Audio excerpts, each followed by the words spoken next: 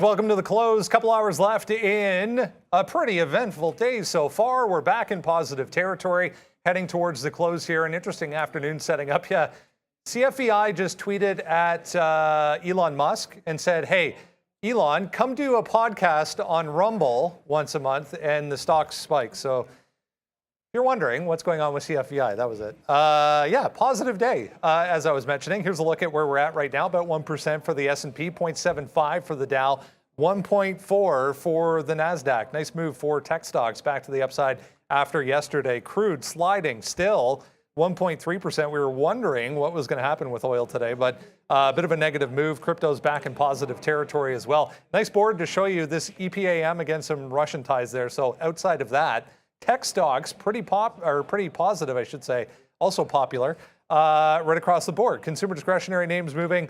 All the resource names up here I wanted to point out as well. Having a nice day on higher metal prices once again. Widespread positivity. Oxy, the only one lagging in the oil energy sector, even with oil prices to the downside. Pretty good day for the energy group. Transportation names positive as well, including the airlines. Still no further developments around Boeing and that unfortunate crash in China earlier in the week. Yep, Nvidia's up 10% today just because. AMD, Marvel, Intel as well. Some individual news there once again today for Intel. We'll have a look at that. PDD, JD, the Baidu even, wow, 4%. Didn't notice that. The negativity surrounding all things Chinese related continuing after a pretty positive start to the week for those names. Hope your day is going well. Welcome to the final now under 2 hours of the trading session. We're going to kick things off with a look back as we do every afternoon. We gave you a whole bunch of ideas in the pre-market. How did you do this morning? Let's go back and have a look at a few and see where we could have done a little better maybe, because that's what you do as a trader. Here comes Neil. He's going to walk you through one of his trades.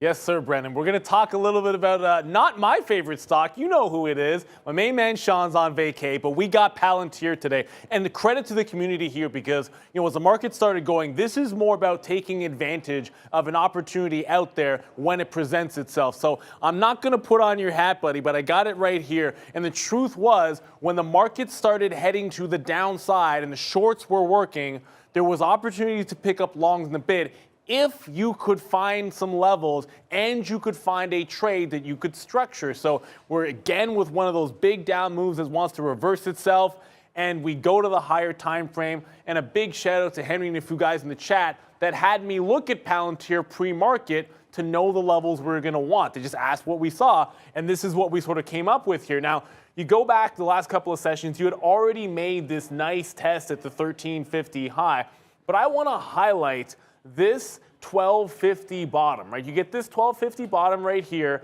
and then the top end of this range at 13. Now, every time it bounced off 13, you had a little support there at 1280. So at that point, when we're trading well above this range with almost 13 as the bottom, on a market dip, I'm thinking this is your target range. That sets you up for a couple of things here. One, along in front of that 1280 level in case it just holds that entire band together, or a breakdown into that range where you'd be targeting something in that 50 to 70, this hill range at the bottom, with your stop maybe just below the 1250. So in this particular regard, when we buy that Palantir dip, let's get rid of that hat there, buy the dip in Palantir, we have at least 2 or 3 ways that we can do this. Not having to buy it, average in, and just hold on forever. We have 3 distinct areas that we can take, and that way if it bounces, we have the confidence in the price area that there'll be some attraction towards it, but also know where we're going to be wrong. So we're very, very patient. It is so tempting when you want something for a dip buy to see it approach and then hit a level like this where you would just been in the opening range at 13 even and say, oh, I should just go long to 13. If you did it off 13 the first time, great, it worked for you. I wasn't looking at that level. When it came the second time, I still said, no, you can't fall for that trap. It's coming right back down, lower high. I know 1280 is a level. I see it bounce off 1285. That'll give me my first entry off of 1285 when it bounces off that level and confirms it's trying to make a bottom. Once we trade lower, at that point, I even said in the show, I go, I'm taking some shares here at 87, but the long is in front of 80. So if it comes back down and retests that low, I'm certainly willing to get something in front of that 80 level and just add one time as long as we don't break 80. So that's what we end up doing. And then from that point, remember the context of the move that we're talking about here. The market was heading down. About everything was falling. I know we made a big V-shaped recovery the day before, and that's what you're hoping can happen. But what's the case if we do continue to fall? You want to make sure you're going to be profitable on the trade. So I'm pretty much always going to get some out in that first top. We then look at that next consolidation level right around that 13 area, and then you hold on to the last third for 2 exits. And these are pretty much, well, at least one of them is exactly what we had talked about in the live show, where we get into these teens here and was just above VWAP at the time, and then you're looking for the high of the day. Ideally, there would have been an opportunity to reload this trade, but truth be told, sometimes when the market rallies like that, you end up just having things work out in your favor. You just have your orders start to get filled. But key point about the Palantir trade here today was I was not particularly looking at Palantir for a trade. However, I had at least reviewed it in the pre-market, known some of the key levels that came in. So in the event that the market tanked, which it did, I knew something that I would like to dip buy and where to dip buy it and how to execute the trade. That way, you're just executing a plan instead of reacting to the market and doing it on the fly. It always pays to prepare a little bit, and it doesn't hurt that we have a lot of people that were interested in the stock, and I am used to having to talk about it and see it on our live show. So there's Palantir for you. Always an opportunity to play the moves at the open, especially if they're against the grain. Just have to have a plan.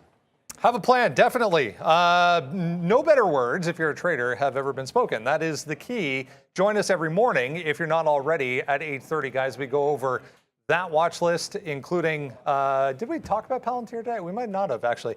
Typically, we do in the pre-market, though. We come up with a plan in the first hour of the morning, 8:30 to 9:30, and get you ready for the open, so you're not just reacting, as Neil said, to what is happening in front of you.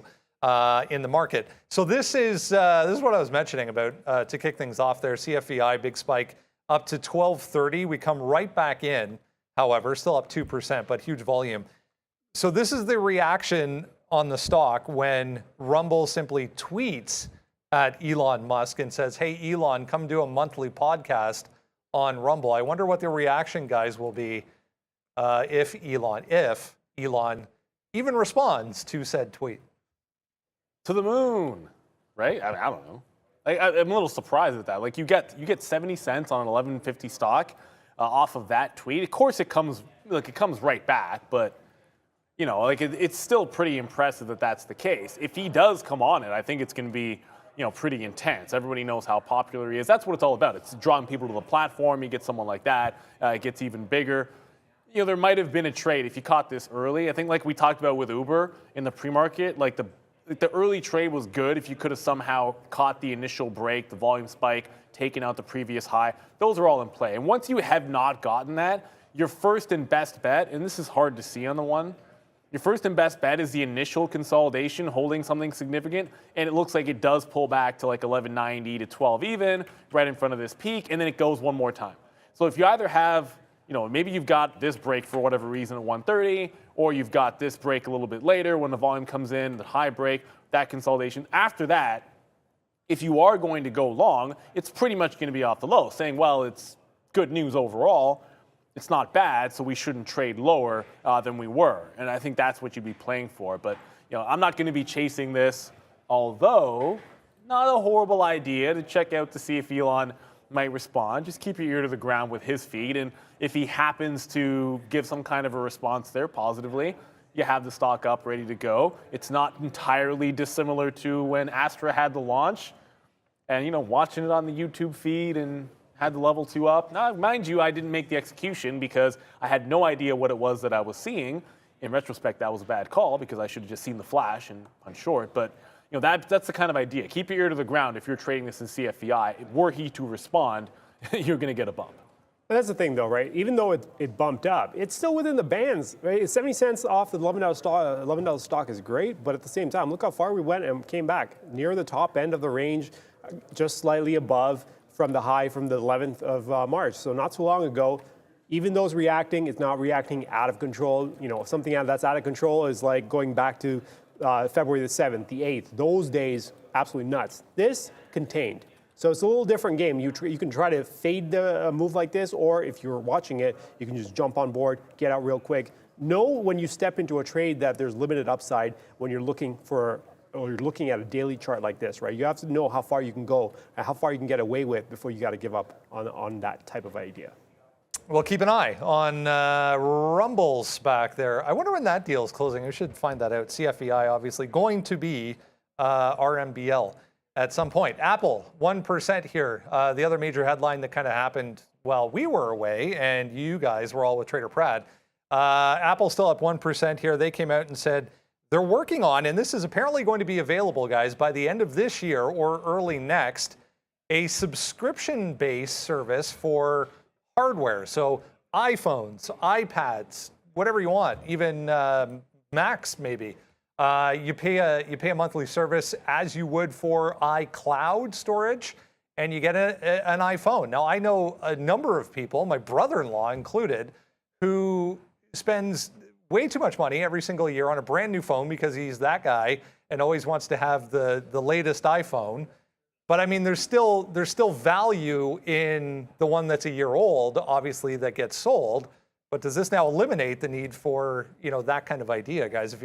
If you're constantly flipping phones, just paying a monthly service fee. You know what? I want to say something because this does not surprise me. Apple's actually late to the party, and I learned this when I bought my Pixel. They offered this exact same thing, Google did, with hardware subscription. They move you to the front of the line for the next release, next model, you pay monthly, all that stuff. I said a big nope, I'll just take my phone, thank you. But at the same time, not surprising that Apple has gone in this direction with their hardware because yeah, you're right. There's a lot of people out there that want the newest thing. What's the difference between that one and the one from the current phone and the one from last year? A couple minor tweaks, but yet you want the new phone, right? So there are people out there that want the latest, greatest thing. And this is going to hit right at home for those people. For everyone else, you're going to be like, you know what? The warranty, I think, is going to be something that's critical. Because I noticed that with the Google subscription, or with the Google subscription, is that they also offered extended warranty on some of their stuff. So if you bought it and you had that subscription, warranty was also now extra. So that's something that people would consider and entice people to sign on for these subscription type of for hardware, any type of situation. So definitely something to watch. Another money-making option for Apple.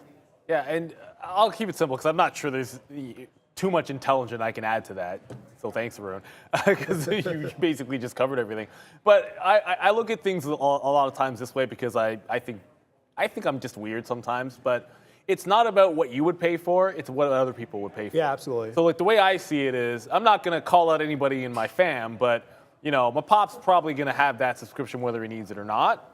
So then there's a lot of people I think that are going to fall into that bucket, and I think you have to consider that. So I get it. It did get a big bump, and we're sort of coming back in with the market, and we're not really outpacing the market today in Apple because it did the heavy lifting yesterday, and I think it would have been asking a lot for there to be follow through. You've just got to keep the context. Just talking about the stock now, the context of how Apple made its gains yesterday and then held on to so much of it at the close, despite, Tesla came all the way back to 980 yesterday. Like the market just pulled back so heavily, despite how strong things were. Like it was just absolute, like a rug pull in the AM that Apple and Tesla dragged us out of, and Apple decided to hold 170 in the afternoon, which was like this breakout level. And it's managed to hold that again today, which is just impressive enough as it is. So I think the heavy lifting's been done here. That's probably, like, this move is why you're not continuing what you saw when the news was announced there, and it's having trouble breaking through the highs because it just put in a monster rally yesterday. It was, 167 to 172 into a tanking market is something that is, it's awe-inspiring. So I don't think today we're going to get Apple leading us through the highs of the day. I know the futures are both testing, the ES testing 45, the NASDAQ right at those highs. Sometimes I'd tell you Apple breaking the top could lead you there. I almost feel like it would be the opposite today, where it might get dragged along with it because it has been lagging. Tesla's also as well been lagging the market, which I think can be expected. The semis are leading the way, and I know we're going to talk about chip strength in just a bit. But yeah, good for Apple. I can't say it's bad news. The Spotify thing this morning, probably not the best news for Apple. I didn't think it was horrible. This, I think, balances that to at least a little degree. Yeah, it'll be interesting to see how they price these things and how it reflects over time, obviously, for different products. But yeah, cool idea. GME, just having a look here, trying to get back to where we ended the day. Still down 2.4, but trying at least to get back to the upside. We got down this morning. I mean, it gave you a bit of a flush off the open, but it's been a grind for some of these meme stocks after a wild few days. But this is a good thing, though, right? After a move like yesterday, the one thing you don't want is for this thing to come just straight back. But the fact that this market is willing to hold up and absorb any selling. And this morning when I said, hey, let's let this market, specifically on AMC, let it come down. It's cleared the daily, let it come down. Let's see some absorption of some selling. This is exactly what you want to see. And this is what it looks like, right? It doesn't look like a whole lot, but the amount of volume you're going to see post a day like yesterday where things went absolutely nuts, this is a good thing. It's able to absorb any selling coming through the board, and now this is actually looking much better and better as along. Now, I've got some triggers left on AMC. I'm looking 20.5. We got briefly above it. If we can get above and stay above, then again, shorts could be on the table there with an 18 even stop. As long as we stay above 18, we have a chance for this to get going. If we lose 18 one more time, then that's the last time I'll be looking at AMC until we clear 13, right? That's one of those situations where one thing specifically has to happen in a certain time frame. Otherwise, the trade goes out the door, you move on to something else. And in this case, it does look like they're taking their time with it, but as long as it doesn't sell off, and that's a critical thing, which is not happening yet, as long as it doesn't sell off, it's still good for the long because of the daily breaks that you're seeing. So the only thing that's a bit different for me on AMC, because yeah, it's 2050. I don't see a way around that long if it takes out that high. But I do remember that there was those, around 21 quarter, there was that selling that definitely put a damper on the move that it tried to make late in the afternoon. So there's part of me that feels like if it gets back to that price, you better be taking some profit out there. And then remember the 22 break gave you like a quick scalp trade and then a hard reversal, and that could be the same thing. So like, I do want to have a notion of a dip buy because that's what worked a little bit better in the afternoon on AMC, and that'll take you back into this like 1950 into VWAP area. And because the real move was the last couple of days. I know GameStop probably had the biggest move a couple of days ago. So if you go to that, well, it just broke the high of the day, or was attempting to go, or just attempted to go through the high of the day, still down from yesterday's action, and that 140 price does loom. So there is some strength overall in the meme names. I just feel, again, like AMC has just been a better trading vehicle in some ways to the long side. So I'm kind of with you, Arun, and going to that long break. But I'll be looking for the dip buy as well, because I tried both yesterday. Muted success with the breakout. The dip buy was a little bit more clean. I'd rather go back to that well this afternoon. All right, pretty impressive moves, to say the least, for some of the chip makers this afternoon. Nvidia taking the entire sector on its back and running with it essentially on heavy volume too. It's worth mentioning. I mean, look at the volume down here, 9.25% for Nvidia. There was a couple of people talking very positively, specifically about Nvidia when it comes to AI and the potential of growth in that sector. But wow, pretty nice moves here today for chips. I got the chart of the day, dude. Yeah. This is look, don't get me wrong, like it's not in a flattering way. If you watch the morning show, you know exactly what I'm about to talk about, because Nvidia, I almost said AMD, Nvidia was just so well set up. You had yesterday's high at 266, you were consolidating, you had a big breakout, you were consolidating at a 266 break right around 10 o'clock or so. And just as it's about to go, I'm like, okay, I'd said like 20 minutes before that, okay, for long breaks, we're looking AMD or Nvidia. Nvidia's a little bit stronger. For shorts in the chip space, I'm going MU for the shorts, Micron, which I'm actually in right now, as if things are trying to curl off the highs. And I take that break on Nvidia. It gets that first leg, and I'm thinking to myself originally, yeah, you're playing this to 272, and then you can figure something out from there, whether you want to re-enter or buy a dip. But then the way the market was sort of weak, when we got to that high of the day, things were turning around. I managed to talk myself out of it. And part of it was, I remember being short and how relatively weak Nvidia looked in that short that we had in the morning, breaking these levels and then immediately retracing through them. And so I got a little skeptical.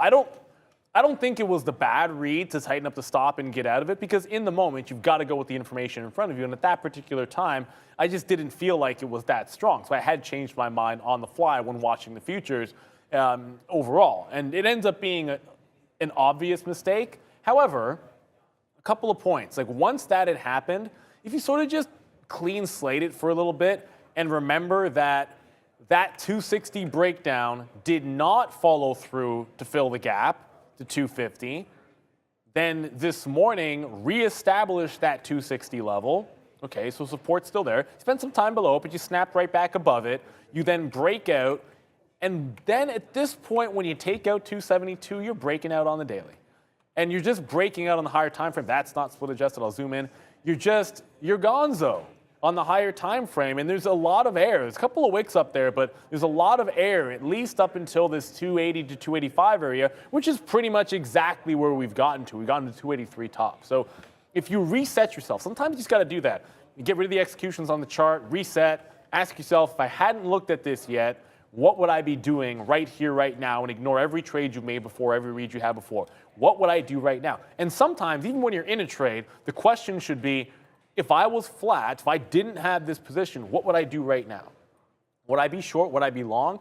You know, and that can maybe help you with the decision as where to take profit, should I get out? And I think if I had made a clean reset, I'd ignore the fact that, well, how can you like the long at 72 if you dumped to 66 long? That's not the right question to ask yourself. It's when it gets to 72, given what's happened here and looking at the chart, do I like that breakout? And the answer probably would have been a yes if I had thought about it with a more of a clear mind.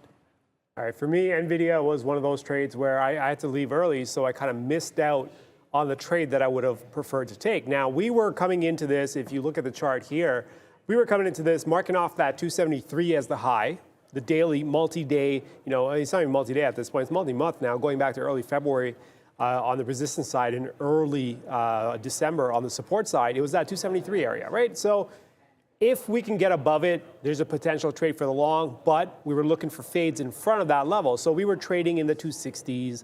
I'm like, cool, that's fine. We'll mark off the 273, figure out whether we can actually get going. And this is what the chart looked like, right? Up until I took off, we were looking at the chart like this. It was around 268. I'm like, okay, if we get below 265, I can justify a short, whatnot, and then put the stop at 273.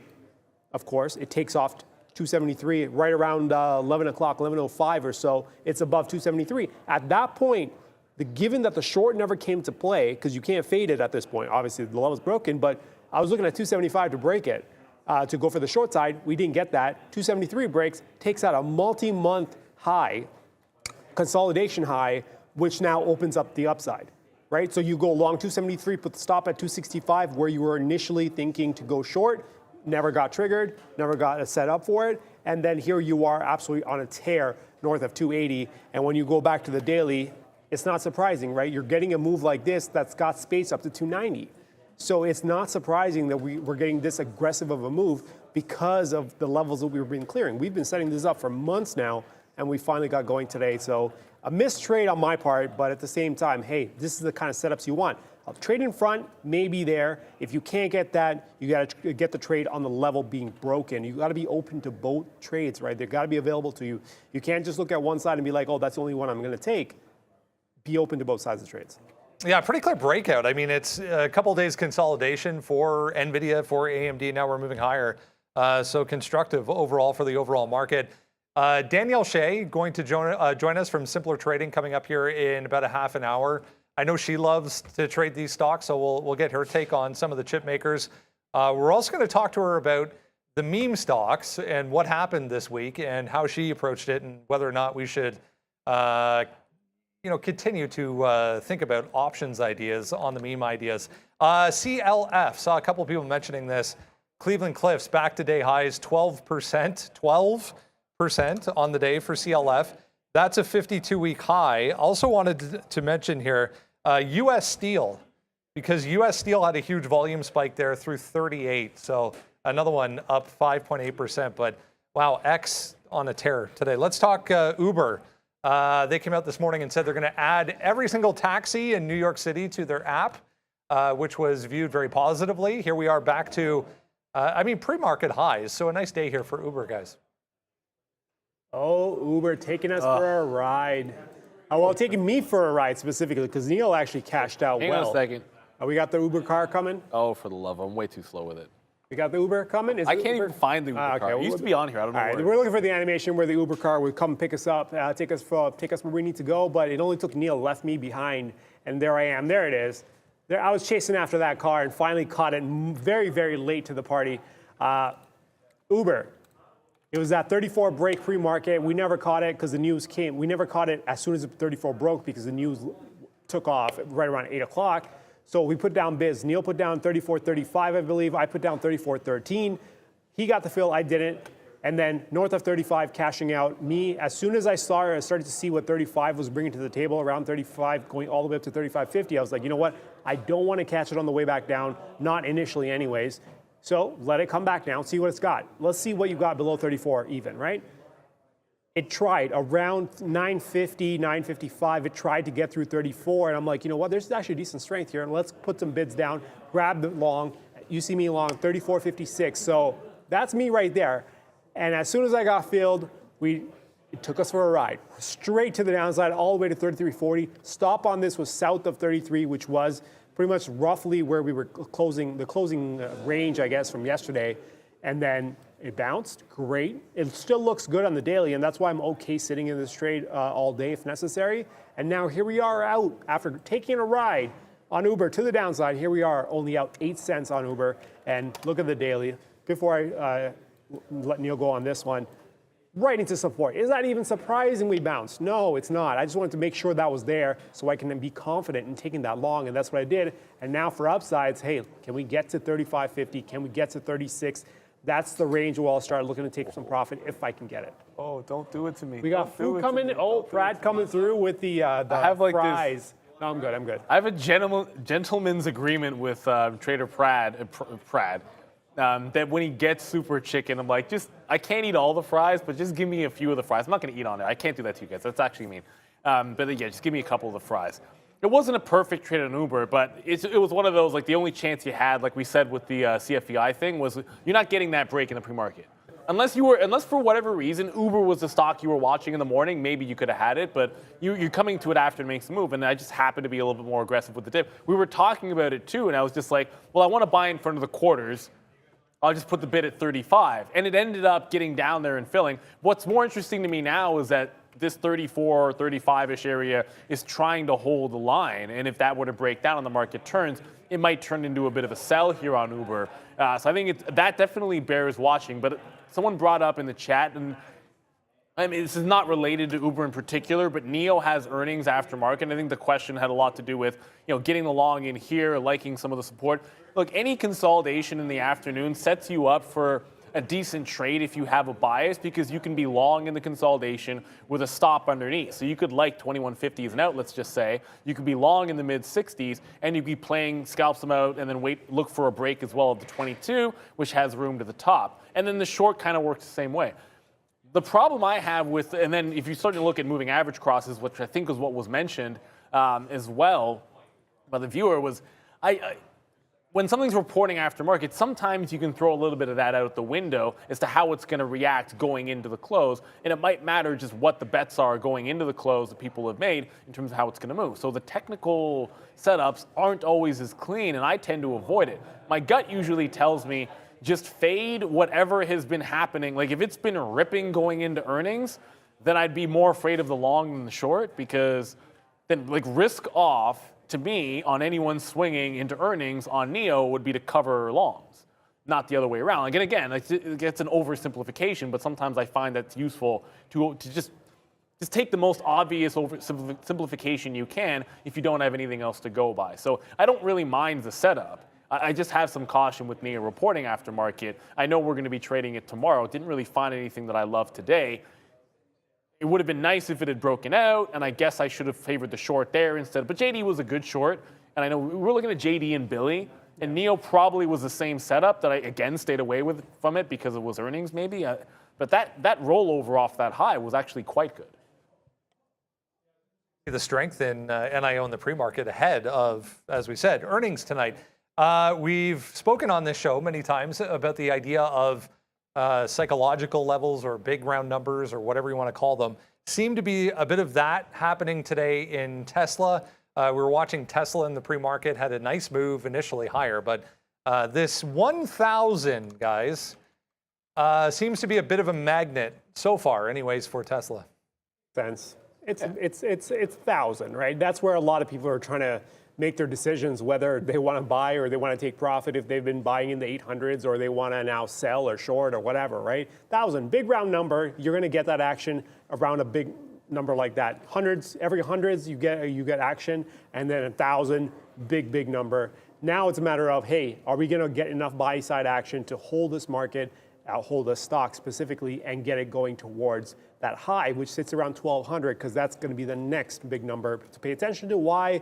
Well, we've backed off there a bunch of times. That means everyone's going to be looking at that saying, hey, if we get above 1,200, we could put an all-time highs around 1,250. That's not that far away. That's doable. So that's what you're getting right now is this going to be the first leg of the next move towards 1,200, right? After going all the way down to 750 and change, well, I guess 700 even, and stalling around 750 and change, now that we're north of 1,000, are we going to actually look at 1,200 as the next target? And I think that's what's happening here. You guys know I don't really trade Tesla that much. It's also not moving as much as you would have liked, I guess, for a Tesla trade, right? You're used to something like this, right, from yesterday. Like, let's go from 980 all the way up to 1040 and then come right back down to 990.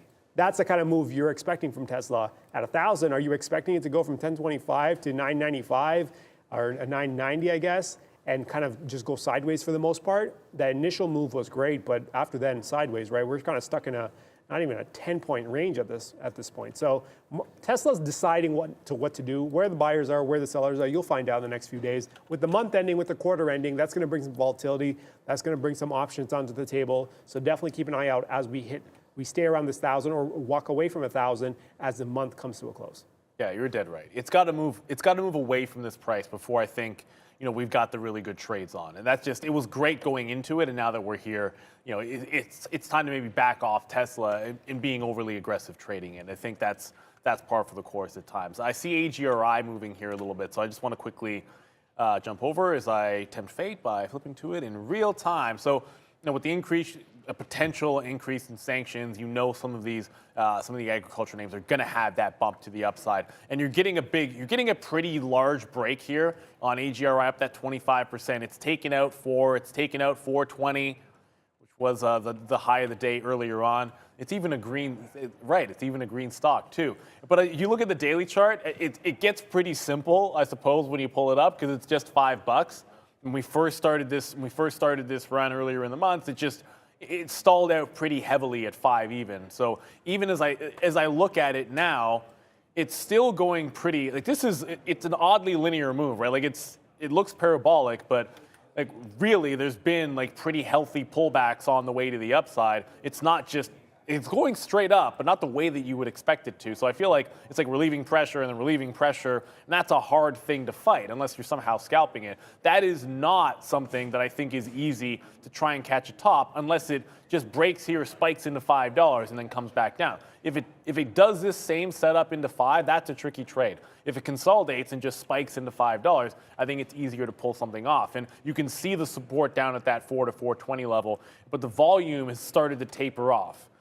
Pretty significantly. The last time it got through the high at 450, it put in the biggest volume spike of the day, which a lot of times can be indicative of a turnaround. But everything else about it says that that's not happening yet.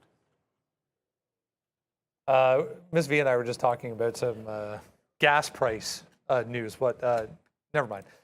Let's talk Coinbase, guys. There was a note that came out on Coinbase. Apparently there was a job post. New York Post tweeted this. There was a job post that specifically looked for counter surveillance and tactical driving skills, posted by Coinbase. There wasn't much of a reaction there, but nice day anyways. Up along with Bitcoin, all of these stocks, crypto-related stocks, having a nice day. Okay, I'm not even sure what that's going to mean. Counter surveillance and tactical driving. I mean, that's kind of a security thing. I don't know. So I'm not gonna I'm not even going to speculate. What I will say about Coinbase, is, at least from a technical standpoint, and maybe we'll go pretty quick on it here, is you've had a consolidation at the 50 period for the last 3 days on this upward swing. And today is the day that it looks like it's breaking above that. Like, you can sort of see this, right? Like, this is what I'm talking about. The last few days, even with the dump that you had this morning, we're now back above. That's your 50 period that sits the 190. And even then, we're consolidating above this. So, I mean, a tidy little consolidation here and a top break is simply, it's stronger than it looks, right? Like, you might say it's already overextending itself. It should be a bit of a short, but that's stronger than it looks on the daily chart. And you get back above that high. You know, it's weird. If the same setup was in play earlier in the day, it would be a clean 92 break and just give it all the way back to 90 for the full $2. With only 90 minutes to go in the day, it's a little bit trickier to say, I think it can go 92 to 200.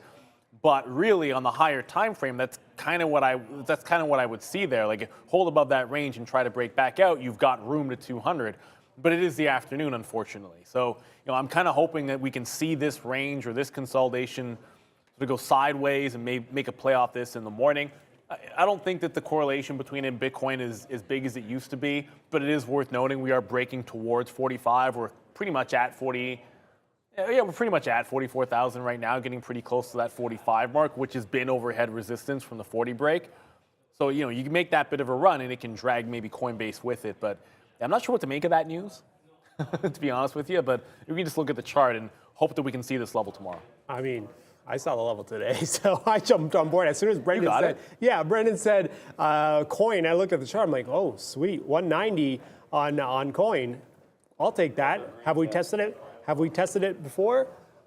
So I'm like, okay. At this point, we have tested it, and I decided to go long. We got above, we got below, tested it all the way to 89.50, came back up to 190. That's good enough for me. I'll take a shot here at 190 on coin. So I've got the position. As you can see, my board has filled up a little bit here. 3 longs, 3 shorts. And so for the most part, they're all flat, except for the ones I've had from this morning, which was Facebook and Uber out a little bit. But for the most part, I mean, they're going to take some time. This market's digesting still. So wait it out. See if this market can get going at some point before the close. Let's talk market volatility, shall we? If you are new to the markets, you may be experiencing this type of volatility for the very first time. It's important to understand some things that you might have been used to as far as ranges in stocks can change and have changed because of the volatility. We're going to tell you a few things you need to know about understanding volatility, guys. Yeah, and I think the simplest way to think about volatility, it's the amount of price movement, how rapid the price movement is, and the scope of price movement. And the way that we think about that as traders, in the most simplified terms, is how much does a stock move when it goes. You know, you can think about things like average true range, or simply look at the daily range or the weekly range of a simple stock and get an idea of what its normal volatility might be. But in this particular environment, the easiest way to show this is just look at the amount of movement in the big days on an individual name. I'm gonna talk about Spotify because it was an example this morning that definitely fits here. And you've had these sort of spouts in the past where a $200 stock going 1 or 2%, you think that's a big move, like that $4 or $5. But ever since we've had this sort of tailspin in the market and that pullback, you will see that it's the number of days where you put in a $10, $15 range, or close to a 5 to 10% range on a stock which isn't used to doing that. It's just far more frequent. You have more of these outsized move days.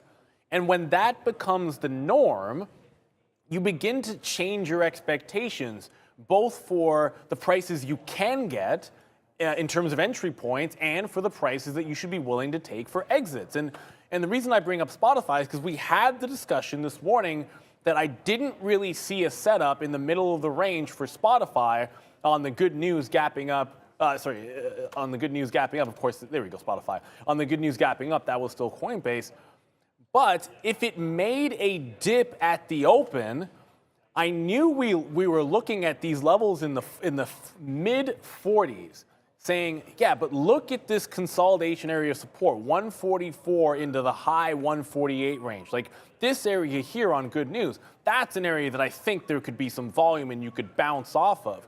Now, when we were covering this in the pre-market, there was simply not much of it. Oh yeah, it's not going to get to 140, 145, 146. Come on, give me a break. You've got yesterday's afternoon low was $6 below. That's not going to happen. It's 4%. It's not going to make that drop on good news.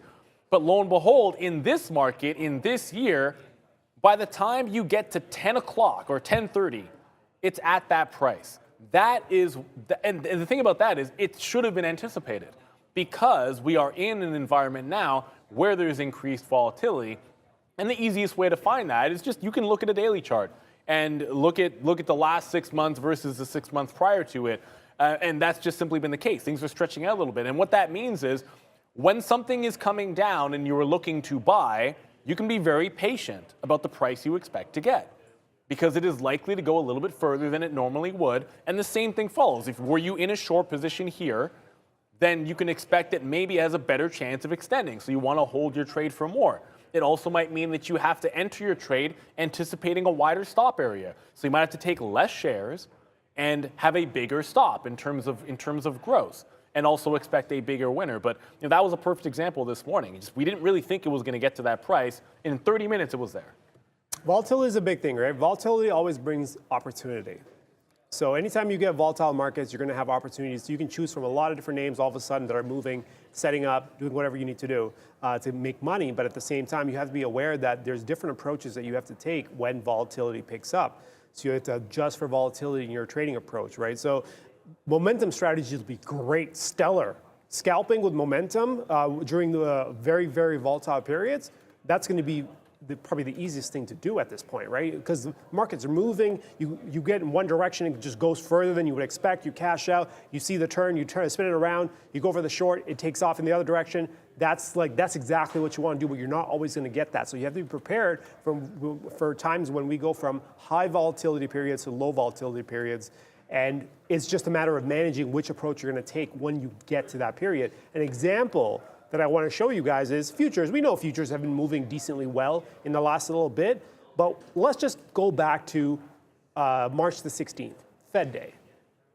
This is the Nasdaq Futures. Yeah, we're moving around, from 13.6 in the open, right off the open. We've got as high as 13.850, so 250 points up, went sideways a little bit, fell off.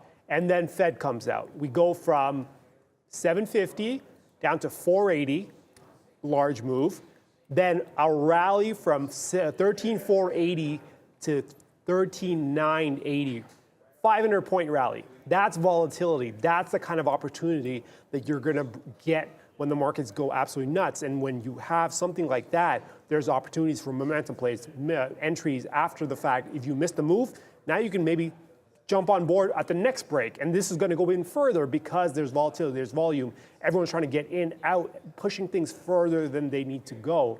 So this is one of those things where you have to be aware that if it shows up, you may have to change up your approach, your strategy a little bit. And once it kind of fades away, the volatility I'm talking about, if it fades away, then you got to go back to doing something what you were doing before, or just factoring in volatility is a big, big thing when it comes to trading strategies and how you approach the market, because you cannot ignore that, because that will dictate how you put your stops in, like Neil said, how far you're going to let things go, and when you start taking profit. It makes you adjust, but it's a good thing to have in the markets because it provides a ton of opportunities.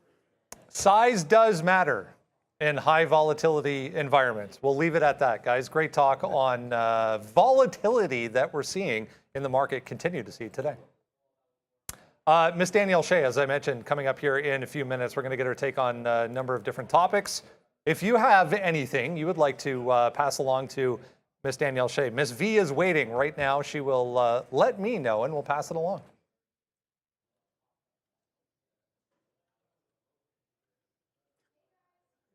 Say what now? Don't ever put it on me when it's supposed to be on Ms. V. Yeah, put it back on Ms. No, I'm kidding. Valeria. Last time I took the camera and I said, hey, this is the new national day, I got yelled at. So we're not doing that. Go back to Ms. V so she can get us whatever she needs to get us. Not yet, okay. That's cool. Okay. So actually, I did want to I was actually eating a French fry there. It's the last one. I'm done. I have I'm done the fries. I have a very big question for you. Because as soon as Brad gave it to you, you went crazy on the French fries, right? I'm not allowed to touch my wife's French fries because I just start picking at them and then she gets mad at me. Are you allowed to touch your wife's food when it comes to French fries specifically because you are clearly a big fan? Yes, 100%. Okay. We share just about everything. And the truth matters, I was always that person, like growing up, because I had an older brother.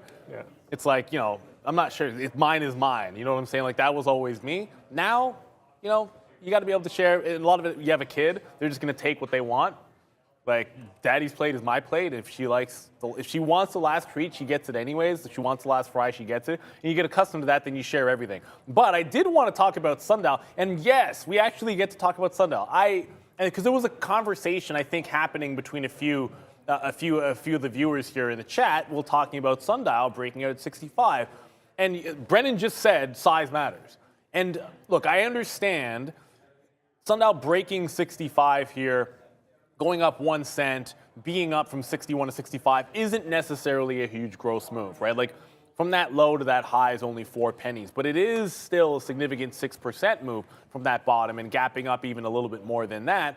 And at times, sundial, maybe not particularly right now, it's okay, but I've seen a lot more liquidity than this. There are times when in sundial, you'll see so much liquidity that moving enough size for a 1 or 2% move to make your day, yeah, that's been a thing before on sundial. I'm not saying it is now, because what I see here compared to when I was trading it, even last year when it was approaching the $2 level, is a fraction of the liquidity that you would see when it would do hundreds of millions of shares in a day and not 100. However, I would never write something off by saying, oh, a penny stock only moved 8 cents or it only moved 4 cents or 5 cents. It's all within a context, right?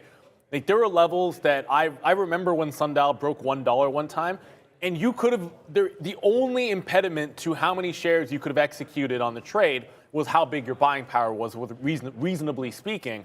And that can be true of a lot of these smaller cap names. We've seen these do like near 1 billion shares on the day. And when that kind of a thing happens to a name like this, you can play for 2 and 5 cent moves. So I always say this, like, you should never be, like, nothing should be beneath you and nothing should be above you as a trader. Like, you should be humble enough to learn a new strategy, trading for air, no matter how long you've been trading or doing in a paper trade. And you shouldn't say, yeah, you know what, I would also take like 1 million shares for a penny and just go ham on the sundial because the setup was there, going from like 98 cents to $1 or something like that, right? Like, you should always be open to a trade setup if it's going to be profitable for you, so long as it makes sense. I would never be writing something off. And I don't mean to rant against the person that said it wasn't that big of a move. That's not the intent here. I'm not trading sundial either, but it is significant price movement. And by the way, like 70 is a pretty big level approaching on sundial anyway, so it does bear watching the next couple of days. I mean, 8% is 8%. When you think of relative movement, or in terms of percentages, that's a pretty big move. Not sure what that was about, but sure, yay.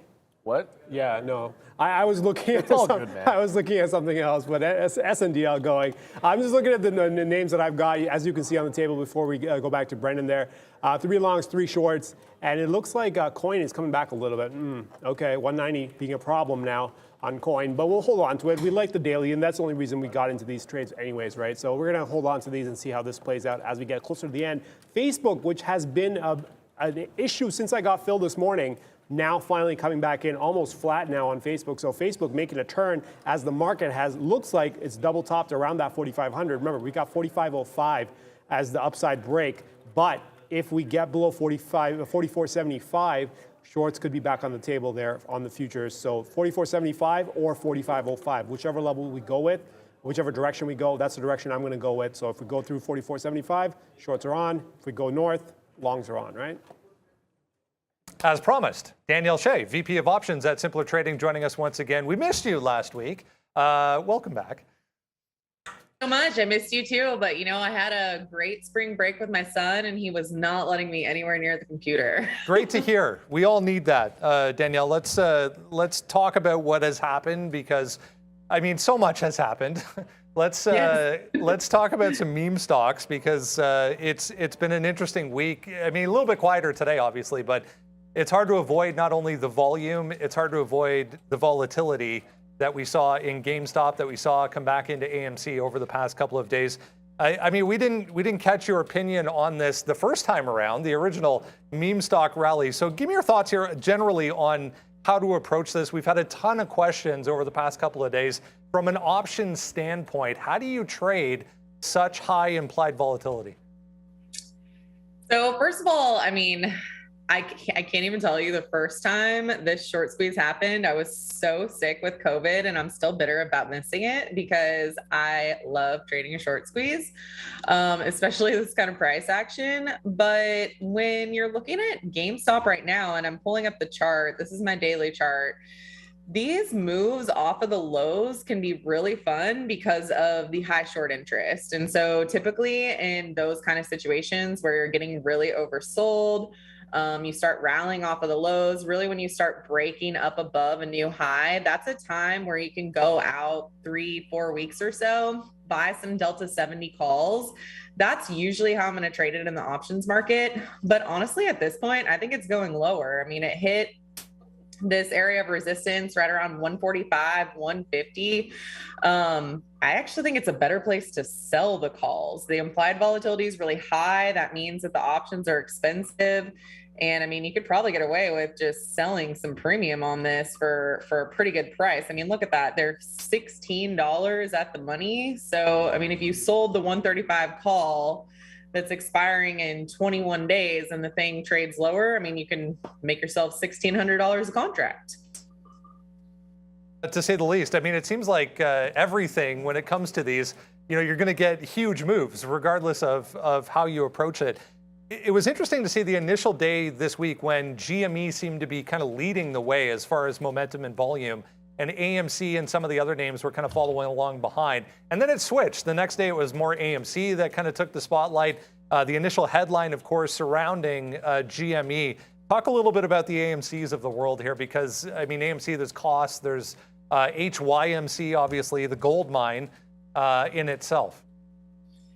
So, I have a hard time with these lately because they just don't trade the same way that they used to. I am a huge trader of the short squeeze. I absolutely love it. Like I was telling you, it broke my heart when I missed the best one when I was knocked out. But I don't think that they're the same anymore because they have so much overhead resistance. Yes, there's definitely these moves in here, and I know y'all are great at trading shorter term timeframes like that.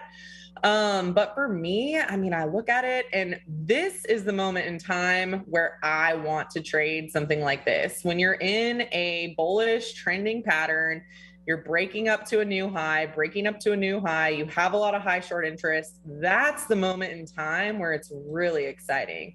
Down here, it's kind of like, well, I could try to buy it off the lows for a little bit of a short squeeze, but it just has so much overhead resistance that it's just not as enticing to me anymore. And I'm really more likely to short it because of the high implied volatility after these rallies, because it does hit the news cycle so much. I want to make sure we get to, we had a couple of great questions here coming from the viewers, so I want to make sure we get to those. Let's talk oil here. This move continues, obviously, headline-driven market, incredibly headline-driven market. We sold off pretty sharply there into the close today, it's worth mentioning. But what do we think of the oil markets here? Is there one or two names maybe you're keeping an eye on? So, I love trending markets, and for that reason, I do like energy right now. It's definitely going to be volatile because of all the geopolitical events going on right now. But I think it makes sense to ride some trends in here. I'm actually long MPC right now. This is Marathon Petroleum. It's probably a little too late to get into that one, though I am targeting 85, so there's a little bit more upside. But I like Chevron and Exxon both, just because I think that there's some more room to run. With Chevron is trading at 165. I think you could target up to 180 on that trend. And then with Exxon, I would prefer to get in a little bit lower, around $80 or so.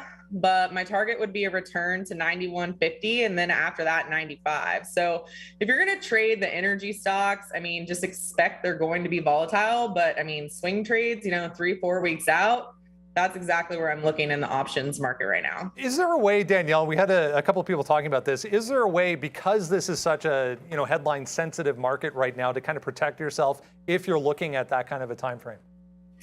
Position size, and typically with option strategies, I always like to do defined risk option strategies.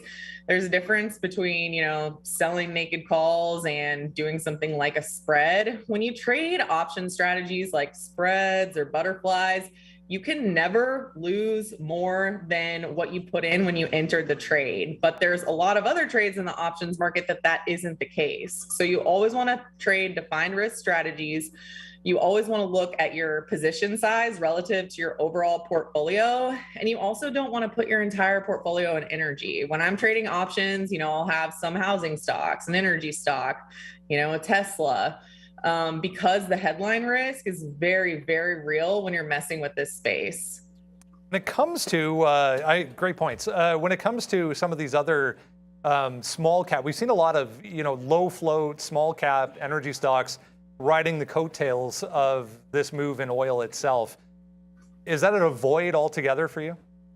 Yes, for me, I really do not like small cap, low volume stocks. The only time I'm going to like a stock like that is if it's near all-time highs and it has a lot of short interest, because that can cause a massive short squeeze. But in the options market, for me, it's so much more preferable to trade very liquid names. So what you'll find from me is that I'm very often going to be trading, the top 5 names in each sector, because they have weekly options. The spreads of those options are closer together. There's a lot more people trading them.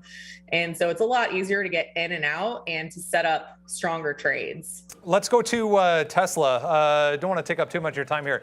Tesla back at 1,000. We were talking when we came on at 2 p.m. I mean, it seems like a bit of a magnet, obviously a psychological level, big round number, whatever you want to call it. Is there a trade on the options side of things you're looking at right now for Tesla around this, general area? I'm not sure if you and your viewers know how much I love Tesla, so beware. I'm a little biased because I do love Tesla and I love trading Tesla.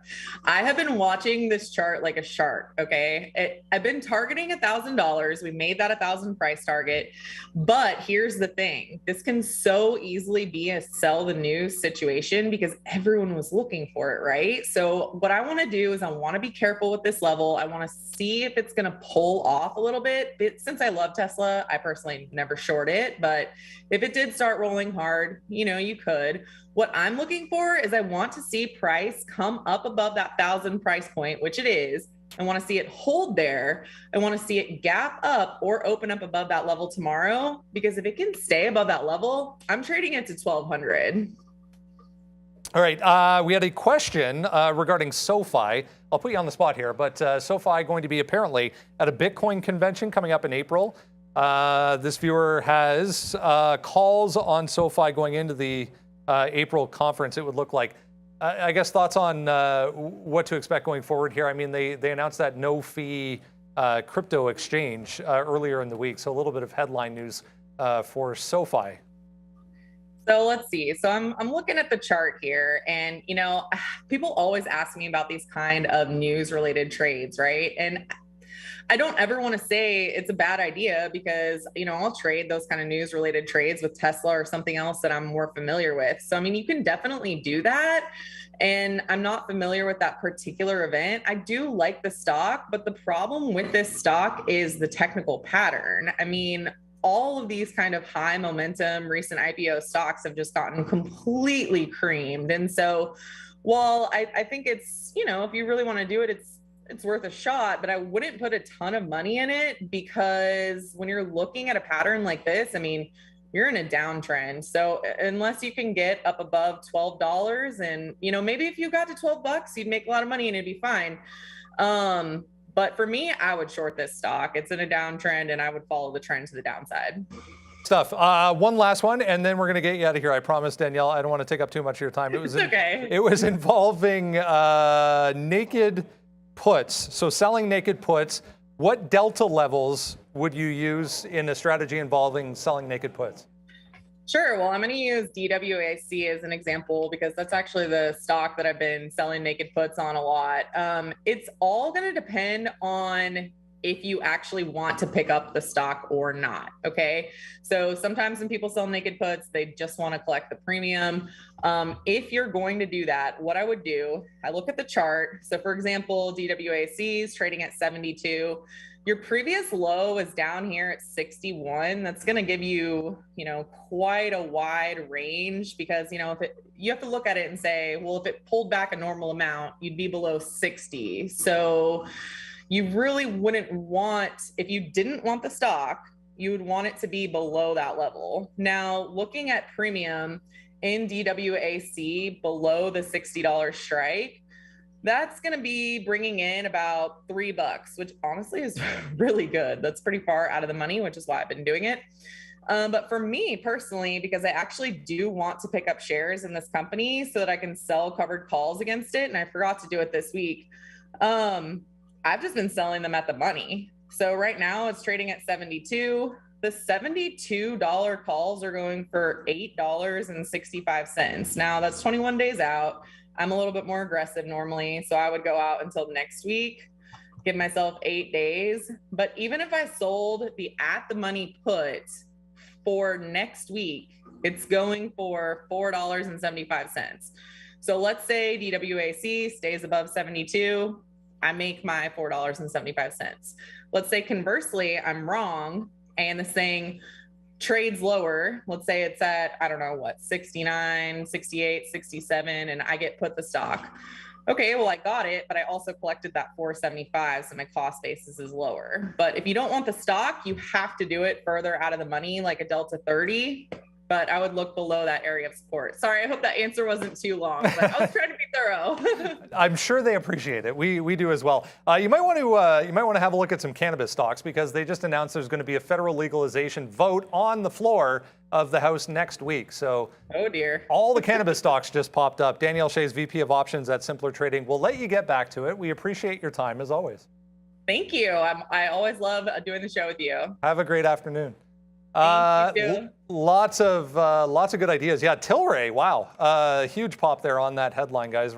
Regarding that vote coming up again next week, it looks like. Yeah, that was wild. So, and thank you, Danielle, for coming on, obviously, and fantastic that we're able to get so many of the viewer questions because I know there were probably even more that were out there. But while we were sort of doing that, you did have like these two legs in Tilray, and I always do this. Like it's my reaction to Snap News is pretty much the same. If you don't have the break, play the fade here, play the fade here. So that's what I kind of just did twice and took the hit twice. If it can't get past 650, there's probably a third opportunity in there. But yeah, they just all started going nuts. And remember, we opened this. We didn't open the conversation with Sundial. We talked about Sundial. It was sort of like that it wasn't an insignificant move. And in fact, like on this, it has gotten to that 70 level, which was significant. This is what 70 looks like on the daily chart, and I apologize. I mentioned it and didn't actually show it to you guys when we were having the conversation. It happens. But that's what 70 looks like on the daily. You're through the 200 period. It's a very significant top. So kind of moved my attention to probably where it should have been in the first place with Sundial at that 70 level. But though Tilray is sort of rounding off here, sometimes you're a bit early on trying to fade a move like that. And I feel like I was. It's a news event. Let it start to settle down a bit. But wow, I mean, I just quickly saw Sundial. Why it's still on Tilray. I just saw Sundial with about a $250,000 on the offer at 70. And you wanted to see maybe it could put a curl in? No. No. The second the $250,000 shares was there and it was level one, it was filled. Like sometimes people hunt for liquidity. And on this stock, like 1 million shares is a bigger deal. Like, it's done 125, but a $250,000, like I said, it's not as much liquidity as it was recently. And then it's really chewing through these levels because there just isn't as much in the way as I've seen in the past on something like a Sundial. So I guess it's not having too much trouble getting through. Kind of glad I didn't take a swing at that level, but there really was far less size than I would have anticipated, and that can be the trouble. Now, Tilray just made a turn of 10 cents off 50. And because I'm going to use that as a bit of a leading indicator, I'd rather play Sundial off of that. So I just watched Tilray make a bit of a curl, so you can see that here. And we're still above that 70 level on Sundial. So I can try to just get something in off the... Don't tell me. We have to pay for shorts on Sundial? Oh, for the love of... All right. Well, From what Neil was saying, good luck paying for short. I'm curious now how much the shorts were. It'll be like nothing. Well, watch it be like a few cents. It's going to be hilarious, though, regardless of what the sundial shorts cost. The reason why you can take a ton of shares on sundial, and that's the thing, right? Because you can split the penny. That's the big thing with sundial. You can split the penny. As soon as you get under $1, you can split the penny. And now, instead of 1 penny on 250,000 shares, 1 penny being $2,500, you don't have to lose a full penny. You can lose like half a penny or quarter of a penny. That means your risk is now that much smaller. And sundial, having done almost 128 million shares, it's easy to get into. It's easy to get into. It's easy to get out of. The volume is there. You can get filled. No issues at all. And that's what you're going to start to see here. Obviously, a lot of these are going to be smaller orders, but at the same time, you got to watch out for iceberg orders too, because you would iceberg everything here at this point. If you really do want to show your shares, like at what is it, points right here, 71, 77, there was 40,000 shares still there, I think, and kind of backing away from that, right? But if you iceberg the order, which means show a portion, hide the rest, until they take it out, they don't know how much is there. So that's something that can be done as well. So there's a lot of games you can play around, especially when you can split the penny. The risk is that much smaller. You really don't have to show your full share size because of what you can do when it's under $1. So that's what you can get away with, and that's why it has done almost, well, north of 130 million shares as well up to this point. That's not fair. How much were the shorts? A quarter of a cent. First of all, I could have told you it was going to be well under 1 penny per share when you pay for it because it's a penny stock. However, getting into position, I should cancel those orders. Getting into position was a little bit tricky. As I said, like there was that turn on Tilray at 650, and we're making that top at 72, so throw out the 70 level. But I just tried, I basically had 3 orders. And you really shouldn't. You should never really put orders that way. Like if you try getting a short and you try to get the next one downside, you cancel the first and put in the second, and then you cancel before you put a third one in. But I tried to grab this on the way back down. It just started falling a little bit too quickly. But I was simply just watching Tilray head to the downside and said, okay, well, that's going to turn. Why fight Tilray? Just find something which is going to likely follow a bigger name and then go into that. It's a lower hanging fruit, and I'm not going to get the long up there on the 70 break if Tilray is going to make a top, but certainly that little scalp trade is there for you. And remember, we had opened the discussion on Sundial about how when it's doing enough volume, 3 cents is not an insignificant move. It's still 4.5%. Right? It's closer to 3%, I suppose, because you're going to get 71.5, and you're going to play it somewhere below that 70 range, whether it's 68, 69, or 69.5. Somewhere in that range is the retracement that you're looking for. There's nothing wrong with that percentage-wise. It was just sitting at 95 million. It's at 135 million now. So volume has gone through the roof, and that means the opportunity is going to be there. I just clearly missed mine. However, Tilray just took the top again. Am I going long Sundial? Tilray just took out the top at 650, and we're below 70 on Sundial. Oh, for the love of Neil. Yep, that's what's happening right now. I'm long Sundial. I don't think I've done this in a while, to be perfectly honest with you. So I'm just going to go. This is what I sort of just saw happen here on that little dip. Tilray just started breaking out, and that level on the daily was 70 even on Sundial. I'm going to get a shot long at 69 and change, or just under the 70 price. It rounds up to 70 on ours, but I got like 69.8. It looks like, and now we're going to break back to the upside. So again, I'm just using, like my futures for cannabis is going to be Tilray. And we can go to Brendan. What's up, bud? If for those looking for a low float cannabis related stock, I found one for you. Leafy Holdings Incorporated has a 1.8 million share float and just halted to the upside, guys. So LFLY on the NASDAQ. Well, I mean, clearly I should have looked, and this is the other thing you can do. Hey, guess what? There is the NASDAQ Trader website where you can see halts. When big news happens like this and you're looking for the most volatile name, you can always just jump over to that halt page and see if anything just halted. And if it's a cannabis name, good for you. Now, it looks like Tilray just pulled back. I'm just going to do this for you guys so you can see the side by side because that's what I'm watching, right? Like, I'm just watching Tilray pull off that top as we play into this. I'm already out half of the trade, and that's kind of what you have to do here. And as Tilray tries to pull back into 650, I really was just looking to play that bounce. Like it's not necessarily arbitrage, but in some way, it's not really. It's not really pairs trading either, but it's kind of like what we were talking about the other day with GameStop and costs. If you have something that's probably going to be a clear leader for you, just simplify everything about it. And it's entirely possible that this could have broken 70 before there was an opportunity for you to get in. However, we had the dip, there's the pullback, this happened first. You're then breaking through the high of the day when you're down here in sundial. Like, come on, like that's, even if it's only a scalp trade, that's still a trade that's going to be profitable more times than it's not, so long as you can capture it. The key thing about that is you're never really getting the trade unless you know where to look ahead of time. Like, have another name out there. Like, I know sundial. Okay, well, it's another one I can watch. I know it's not going to be as big as Tilray, but it's going to be a bit of a mover. So I knew exactly what I was going to go over to, and it just happened to have the setup. So you put the trade on there. And yeah, I'm just as shocked as you guys are that I wanted to go long in sundial. However, I do have another fish to fry, and that's going to be Micron through the top here. So this market is taking off the lid here, Arun. So my first short on Micron stunk. The second short we played off the 78 high, that worked almost all the way into VWAP. That was right around lunchtime. And then I did dip back into it in the middle of this consolidation. Now, the problem with a consolidation is you can break in either direction. Micron's about to break upside. And if it takes out the quarter, it looks like I'll be 1 for 3, which is pretty solid if you're a baseball player, which I love baseball. But it doesn't mean you're profitable necessarily on a stock, which I won't be on Micron today. Fried fish. Started with fish fry. I got another fish to fry. What's wrong with fried fish, by the way? I wasn't making, Oh, okay. I was hungry.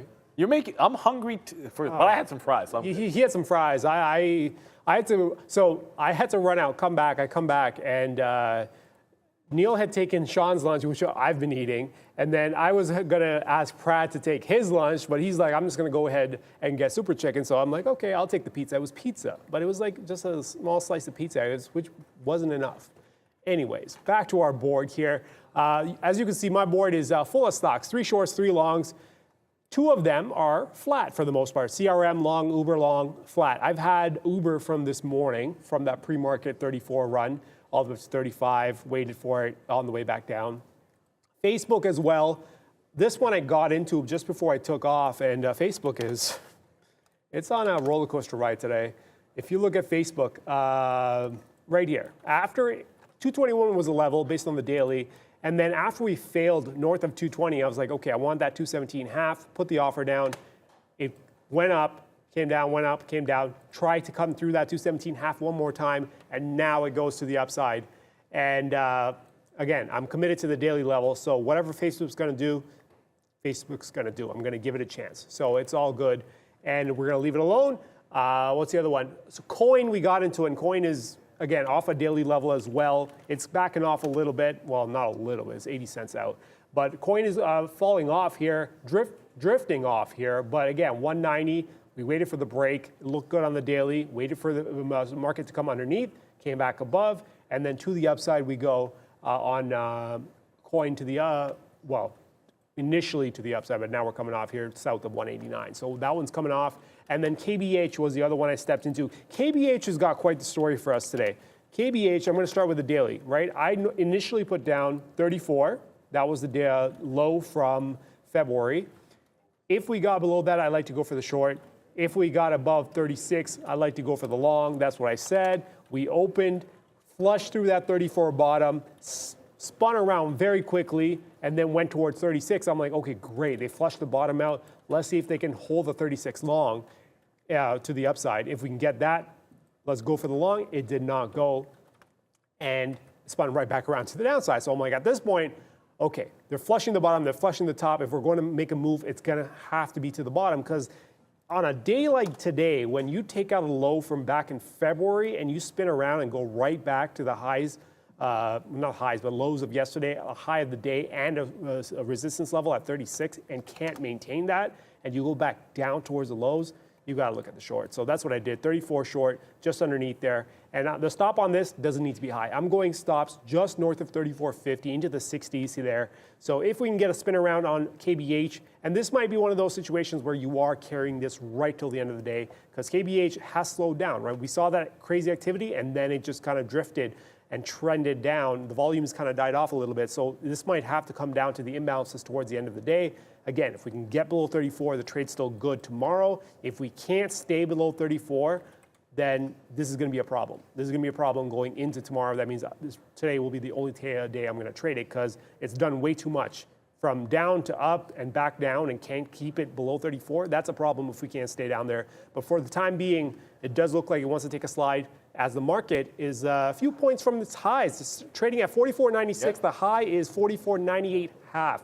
So 2.5 points from highs, and KBH is still looking to go to the downside. And sort of worth pointing out, so I think I said about Apple this morning, it's going to be probably entirely incorrect, I want to say, that it felt like a day where to get through the highs of the day, you might not have an Apple go first and take out the high before we get through the top. The NASDAQ barely there. The ES not there yet. And I'll use the first example I use is a Microsoft because someone said, take a look at it, please. And yeah, sure, not a problem. I'm only in the 2 positions. I am still watching Sundial and Tilray, and I do want to be trading those. But when I see another setup, I'll get right at it. It's just, Softy has taken out the high just recently and sort of dragging the market up there with it. It has overhead resistance. So I understand, like, from like a swing or a longer term perspective, like you've got this great support level this morning, which there was other names I liked for the dip buy, oddly enough, Palantir, and now I'm sort of looking at Softy here, shout out to Sean, at that 98 level. Now this breakout runs into overhead resistance in just $1 or $2. And the thing about Apple as well is it's got like more of like a clean double top break. I thought it would be dragged along, not dragging the market with it, and maybe that's going to be the opportunity we have today. Apple on the breakout, different from Microsoft right now. You've got this sort of clean level up because it's been on an absolute tear. And a lot of times that can be a little bit better for the break trade. I have no clue. Like this is, and so keep in mind one thing, when you're making trades here, I told you guys it was imminent that I was about to get stopped out. Like I said, I didn't say the exact price, but I said my stop was around the quarter, or just above the quarter mark. So you can guess with a 78.28 high that I basically came 1 or 2 cents away from being stopped out. Now, if Micron, let's say the futures reverse off the top here, and let's say Micron comes down and fills at VWAP. Sometimes you should acknowledge in your trade that you were just as wrong as you were right, because even if this rolls over and comes down, it came so close to hitting that stop level where you're covering it that it's pretty much a coin flip. And that does mean that while it worked, there's a certain level of imperfection that was inherent in the trade, and that there was that degree of luck. And that's part of the game. Don't get me wrong. Like, the luck is involved when you're trading. But let's be real. Like, if we roll over here, I was like 2 cents away from getting stopped out when the market was trying to take out the highs on Micron. That's a coin flip. That's like one extra person buying in that particular moment. One person out there that could have stopped you out. And sometimes you get lucky in that regard. Tilray just took out the high again because absolutely why not? And you know what that means about Sundial. It's right here, just holding this 71. At this point, what I'm seeing is like the follow through of the momentum isn't quite as big on Sundial. Don't get me wrong. Like did I even get filled there? No. There we go. So I got a partial fill. I don't even understand why. Like it's filling the bid on dark pool. So I just hit the offer. But anyways, it's not really moving as much as it was before, but Tilray just took the high again. You're still above, and I wouldn't like this normally, but it's still a consolidation. You're still above that 70 level on the daily chart, so it's a breakout above 70 even. And it is on a 71 long, 1-to-1 to the high of the day. The issue here is it kind of needs to break the high for this to be any good. But it's the same trade as before. Like you're getting a consolidation in this name, which you would think would at least have some follow through with the general tone of the market. Tilray just hit 670. And yes, I suppose I could have just gone long a breakout at 660 on Tilray and already been in the money. But this trade worked the first time. So why not sort of go back to the similar well where you're getting the dip? Now, I'm not getting as good of a price. And this is now an iceberg that's sitting on the offer. Wow. Can I even show this? Yeah, when I say it's an iceberg, so 71.16 is the price, and see all those like big chunks like 10,000, 20,000, 40,000 shares, 116.2. Like it probably chewed through like 200,000 shares of D prints when you were showing and displaying 600 shares on the offer on Sundial. And that's sort of the thing that you will run into when you're trading something like this is, there's a lot of hidden liquidity. And the people that are moving like the real shares, like the gigantic, the 500,000 share lots, they don't have to just sit there on the bid of the offer. Like you will see things like that where it's just a massive iceberg that it has to chew through. Once it did, you see that it popped. Tilray's making a bit of a turn, so I should get some more shares out here, but now about half out. And again, you're only really taking a penny to a penny and a half, but it's a quick, easy scalp just using my cannabis futures that is Tilray. Brendo? A few people still talking about this LFLY. It's on the technology side, so they're more on the web side, e-commerce side of the cannabis business. But this thing resumes at 11:58 and immediately halts to the downside, guys. So LFLY, crazy. Liquidity. Yeah, it's quite easy. Yeah, we were just talking about Sundial there and the icebergs, right? That's the thing you got to do. When you come down to a stock that's sub $1 and you can split the penny, if you have access to icebergs and you're trading large sizes, you don't show your size. That's just the rule of that's just the way the game is played at this point, at this price point. You got to hide your orders. You got to play around with it a little bit, because posting a 500,000 share block on the offer is going to scare the stock a little bit. And when you're trying to gain a couple pennies here and there and you're trying to play this game in between, that's a problem, right? So you split the order out, you send it through some dark pools, you send it through some icebergs, and then you split up the rest. And you got to be on top of your keyboard to know how to do that. But if it's available to you, there's a very, very good way of making money when, one, it's sub $1 and it trades this much volume with this kind of volatility. Volatility, topic of the day for us on our what was it called? On our video there for the day, volatility. And this is a great example of where volatility brings opportunity, but you got to know how to play the game, especially underneath $1, right? Sub $1. So we're waiting for that one there. I'm looking up and going futures. What are you doing? 45.05. That's my level, but here we are cracking 4,500. So we're not there just yet. We're about 3 points away from taking that 45.05 level. So what I'm looking for now is, can we still maintain this strength? As long as we don't take out 45.05 and we break through 44.95, shorts could still be on the table. I'm still open to the idea of shorts. Have not given up completely on it yet until we give up the 45.05. Once that's gone, I'll flip directions. I'll find some longs, put the stop at 44.75 and see if we can go for the long. But shorts still possibly on the table until 44.95 breaks. I got to use this one because we never do.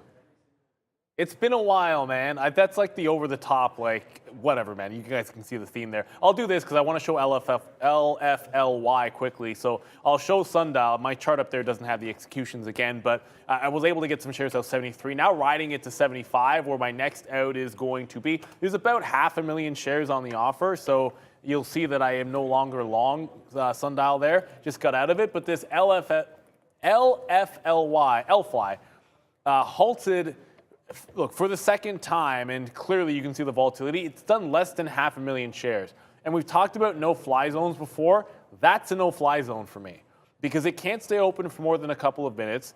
And clearly with that low volume, the liquidity is going to be pretty small. When you're trading something like this, being able to be sure that where you want to be able to get out, there's a reasonable expectation of liquidity in that range, that has to be true. Otherwise, there's not much, you can't do much of with the trade, because when you're wrong, it's going to be for more than you can anticipate. And it'll be too unpredictable. And you can't structure a trade if you can't figure out what the downside is. And when there's not enough liquidity, there's simply too much downside in the trade. Now, while this was going on, it's not all celebration, unless you're Rick James. But yeah, there's Micron. We'll shoot 1 for 3 on Micron today. So unfortunately, as good as it was, sort of trading Micron at the close yesterday on relative weakness, the market too strong today. You can see we'll get stopped out of that one. As I mentioned just a second ago, like getting out in front of 75 on Sundial. This is like this. That's not rocket science, and this is no. 75 had 500,000 shares on the offer. The breakout when we started this move was 65. The 200 period average was 70 on the daily chart. And the next level up is 75. And someone stuck a huge order in front of 75. So that's what turned the market. When you're scalp trading, that's an obvious take profit in front of one of those levels. It's not that 500,000 shares is a ton of shares, but it was significantly more than was at the 70 level. At some point, you do get these pulling back. And here's the other thing too, like the pullback on Sundial relative to what's happening in Tilray, that's worth noting. Right? Like Tilray up 18%, same as Sundial on this news, right? Like up the exact same amount, but the pullback on Sundial just now was essentially like that's like a 7% pullback there when Tilray's still at the high. So the volatility on Sundial is fantastic. Like someone we were talking just at the beginning of this show was how do not write off trading a penny stock because it's a penny stock. Do not write off trading. I'm sure I could come up with another example if it wasn't off the top of my head. But there's always something that can work for you, man. Like Arun trades the futures every single day, and I'll tell you, like I've tried in the past, and it speaks to you or it doesn't. Like there are times where I'm looking at a level in the futures, and I'll take a trade on an equity because I think a market turn is coming, and it's like, oh, you could just trade the futures. I'm like, yeah, I know, but I don't know. And that's like my answer. Like I don't know. Like I don't do it. Something else works for you. You go ahead and do that.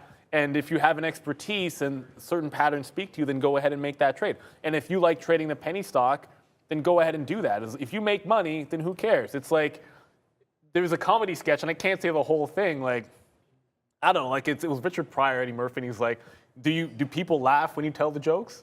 And he's like, yeah. Well, then it's like shut the you know what and move on, right? Like that's what it is. If you're a comedian, it's like who cares? Do people laugh when you tell your stand up? Yes, they do. Do you make money when you trade? Then that style is valid. And it could be like a gimmick. It could seem utter nonsense. It could be some out of the abstract pair trade that no one thinks makes any sense in the world. But if it pays, then it pays. And that's all you really, really should care about. I should care about the fact that this market is just running. And what is going on with Palantir? Like, what's the point of holding this? I'm not complaining about the trade, but I'm complaining about the trade because like, look what's going on in the NASDAQ. We just took out the top. We just ran away from it here. And the thing that I thought should be breaking the high of the day because of how strong it's going is not going anywhere. So I probably need to put a trail on this. And I'll get out if it breaks back below like the quarter or something because it's not going anywhere. We're not taking out that high like we should be. Which is a little bit unfortunate. Thankfully, like Sundial is making some runs here, and you're able to find some other volatility. And as I look up at the strongest chip name today, Nvidia. I should just do this, so I don't have to look at that early part of the trade. Like it's like, yeah, I don't want to look at that. Like that's just embarrassing. But Nvidia not taking out the high either. Like we're being dragged up here. Like Apple, Microsoft making this break. Nvidia's not going anywhere here. How are your longs doing, man? The longs coming back around. CRM was out of the money for a while now. CRM, 62 cents in the money, so that's turned around. Uber, quite the ride on Uber. All right, Uber is back to being a penny in the money. 1 penny. It took us for a ride all the way down and then now back up. 2 pennies. We've got 2 pennies on Uber for now.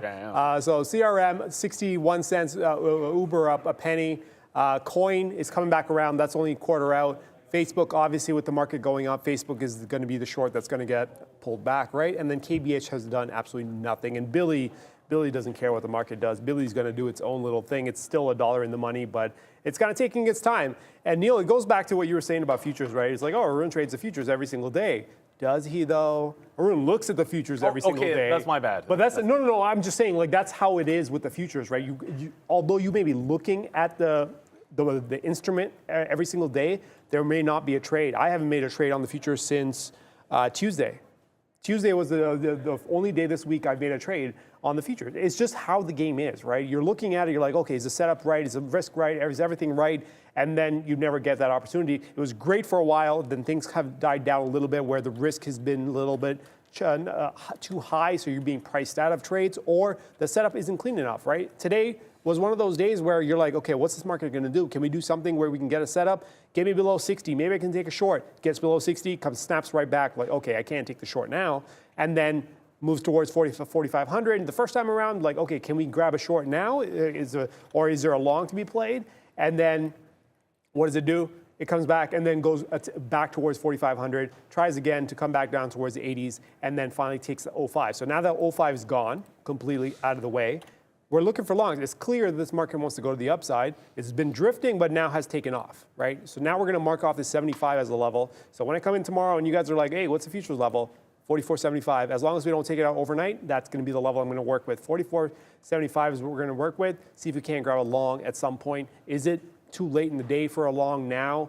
I mean, with 20 minutes left before imbalances come out, 30 minutes left before we close the day up on the equity side, and then 15 minutes after that is when futures close up shop. So I'm going to say too much. I don't have enough time to work a trade. Remember, we got to be flat by the end of the day, right?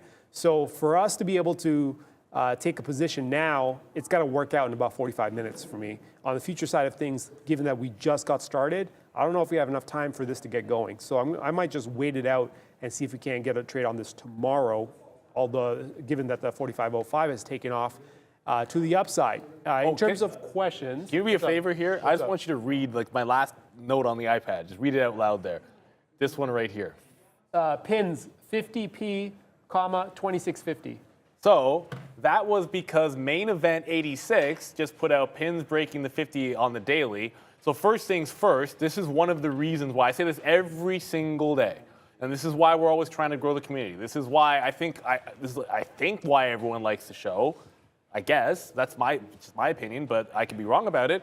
It's because you cannot catch everything in this market. However, when you see something significant that you need to be monitoring, this is the 50 period on Pinterest. Yeah, and we're rubbing up against it as resistance at 2650. Now, to take it a step further, to look at the fact that, okay, you overhead on the daily, you've got 27.25 if you go back to, I guess that's like late February, early March as well. And then you've also put in this high at 2688. So it's not enough that you're breaking the 50 period if we take out this high here. And I would caution against, like I would not take this long for a breakout today. Right? Like it's overhead resistance. Yeah, you're trying to close above the 50 period, but you've got like a multi-day high sitting right in front of you with only 30 minutes left to go in the day on Pinterest. It's got some juice to it today. I don't know if it has enough. However, you know, it should be on your radar for a potential consolidation. If we pull back off the 50, can it find support again at 25 even, which it has, and then it has a chance to break out of this channel at 27. So the first part of that was noting the 50 period. The second part was what I was just sort of talking about there, and the trade that I will be looking for on Pinterest if we continue the rally in the market would just be the 27 break, which takes you closer to a clean breakout on the daily chart as well. So it all starts with the first observation, right? Like I'm still in Palantir. That's near the high of the day, up to like 50 cents in the money. But let's not forget, I'm not even looking at Palantir unless 3 or 4 of you guys are like, hey, can you take a quick peek at Palantir in the pre-market? Sean's not here. I looked at the chart and it's like, oh, there's a dip buy today on Palantir. So yeah, you find the setup. You have to look at the chart first, and we get caught up with this a lot. And I know we go over these names in the morning, and we're like, oh crap, like why wasn't I looking at this? Well, it's like, well, it's not on your radar. Like you're not going to catch absolutely everything, and that's the value of the community. That's the bigger value of Brendan as well. Like, you know, the cannabis news while we're all listening to Danielle, and then you can find the trading opportunities there. I wanted to just pull up Square for a quick second here, because while we're talking about like potential setups, Square, of course, is already broken out, but the previous high is this 131.5 on the daily chart. And you can sort of see here, like we've dipped below it a few times and then made a base at 130, which sets up this channel of support that Square has been grinding down towards, right? Like if you look at it, since it put in this 150 high, like we're grinding down towards it. So the way I look at it is if the market turns, Bitcoin rejects 45, you've got a Square short 130 with a 130, 150 stop tomorrow. Otherwise, if we're holding strength, you've got like a 131, 130, 150 to 132. If we're on the downside long in front of 130, you can play that range, and it looks pretty good. So that's another thing, just observing a name that came out of there. I just happened to be looking at Square when I noticed that. So that's one that's going to be on the radar for tomorrow for sure. Intel, which we're not talking about nearly enough. If you're looking for what's dragging the market up, when I showed Nvidia not at the high of the day, Intel is still at that high. And I will forever not be forgiving myself for going on a 5-minute rant on Pratt and Ms. V show on the midday yesterday and somehow not even watching Intel today. I was looking at Micron and Nvidia because that's what I usually look at for the day trade. Intel's not always this type of a day trading stock. And sometimes when volatility increases, you've got to expand your horizon. So symbols that you might not normally think will move are going to move a little bit more, and you shouldn't write them off, because when you're thinking about a break this far away, like 49.5, like that high, when Intel's consolidating $1 lower, normally it's like it's not getting there. That's just not how Intel trades. And then, of course, you do get that opportunity today. It does make that kind of a breakout move. And it would feel like you're just chasing that to go, it's going too far. But that's the environment that we're in. That paid you off by going another $2 when it had already broken a buck. So not normally how Intel trades, but this is a different environment, 2022. That's what you got to watch out for. Things are never going to be the same. Remember when Microsoft was sideways for a long time and then all of a sudden Microsoft just exploded? They made a CEO change. They brought on, I forgot his name. They brought him on, and stocks started doing absolutely nuts. And now look at it. It's one of the top names that people trade, right? As Mr. Softy, as Sean would call it, Mr. Softy now. It's number 2 in the index weighting. And it's actually a big mover now. It has a lot of volatility, and that was never always the case. So here we are looking at Intel as well. And Intel, Neil went on that. If you guys missed it, Neil was making the case for Intel and its foundries, right, versus AMD and it's just having chips. So that's the whole thing with Intel, and I think that's what everyone's looking at now anyways to get it going. I'm looking at AMD right now, and they're not because I care about the chips or anything. I just like the technical setup here on AMD. Nice little move north of 119 and into that 120. Can we just stay above that 120 half is the question. It's working this level nicely. Remember, last 3 days around that 118, finally clearing that into the 119s and 120s. Stay strong today. Tomorrow is going to be the day we're going to have to make a decision on Intel. If we can stay strong today and carry it into tomorrow, then we can definitely get going on AMD as well. On the technical side, other stuff, whatever. Make your cases for either side. AMD, Intel don't really matter. I care about the technicals. I care about the trades that I'm going to take based on what I'm seeing on the charts, right? That's where my money comes from. So let's just make sure that's what we're going to work with. So for now, it does look like AMD is going to be the setup that I'm going to be looking at because Intel has already, in terms of daily levels, I mean, with the move that it just put in, it's going to be tough to catch something unless it actually comes back down towards 50 into the 49.5. That's what you got to wait for on Intel. But AMD, it's crossing the levels now. So that's actually going to happen much quicker. So that's what I want to play with. In terms of my position, since this goes with someone else was asking me earlier, it's, well, how many trades have you made on the day? And I have not made that many. As you can see, I've got 6 positions on right now. But I had a total of 7 positions for the day. So of the 7, I still have 6 of them. One of them, JD, short, 31. That was the only one that's been taken care of. Everything else, still on the table, still riding it from this morning. Nothing has really changed for me in terms of positioning and movement, right? Uber, taking us for a ride, still flat. I don't know if I'm going to make money on this or I'm going to lose a penny on this, but Uber still flat. CRM, 30 cents in the money. Coin, out 26 cents out 26 cents. Facebook, that's going to be the one from this morning that's actually not going to work out for me. It's $1.70 out. And then KBH, we're still waiting. Are we going to get a good imbalance number, or are we not going to get a good one that helps KBH? Because KBH, I've been working below 34, but it bounced right back above. So that'll dictate how we trade KBH going forward. Is it going to be a multi-day thing, or is it just going to be for today? Because taking 34 helps the situation for a multi-day move to the downside. But if we can't take 34, then I want no part of this. I'll take the 30-cent hit and walk away. But for now, we're waiting on KBH and see what this imbalance comes out. Billy, like I said, Billy does its own thing, right? We got the short on Billy here at 31, all the way down, got some out at 29.20, and then we're carrying the rest, and we're just going to ride this out until we get the imbalances. And I'll start closing these towards the end of the day. People were asking, what do you mean flat by the end of the day? Because we're on a day trading floor, we have to be flat by the time our servers go down. And for the most part, there's some flexibility, but it's 4 o'clock is the time that you got to be flat by, right? Unless futures, 4:15, but for the most part, 4 o'clock after the official closing price, you should not be in anything. So that's just a risk parameter thing for us here on the floor. So 4 o'clock is our cutoff. We just got to get out of everything and remove any risk we're putting on the table by the time we leave for the day. Speaking of that, you will see that I am now flat, which means that we rang the register finally on last of Palantir. Was it really asking too much with the market breaking out to the high that you could get that wick top, the high of the day, which was sitting at 42? It'll be a couple of pennies shy of that, but that's what I'm holding out hope for. Like at the point, and we sort of said this morning, like there were going to be multiple legs out of the trade. The last one was in the teens, but once it breaks this and holds VWAP, oddly enough, like at 12, when I'm like feasting on Sean's salad lunch that he gets, I usually eat the regular lunch. Sean gets a salad lunch, which is pretty good. I might switch to it, as a matter of fact. But it bounced off this a couple of times and maybe missed an opportunity for a reload off VWAP, but that's neither here nor there. Wanted the high of the day. We got the high of the day. I think we'll still be watching this for, the potential consolidation break, take you to 14.30 type of idea here. But the dip buys are what we're going to be always looking for in Palantir. It just feels like they're more successful. And anecdotally, some of that comes from watching Sean do it. But every time I've traded Palantir myself successfully, it's been a dip buy over a breakout. So I don't know if I've done it enough to be able to say that's just how it is. But for me, that's what I found. RIBT, I almost said a ribbit, has been put in the chat several times. I know I said about Sundial that there's always an opportunity. Penny stock doesn't really matter.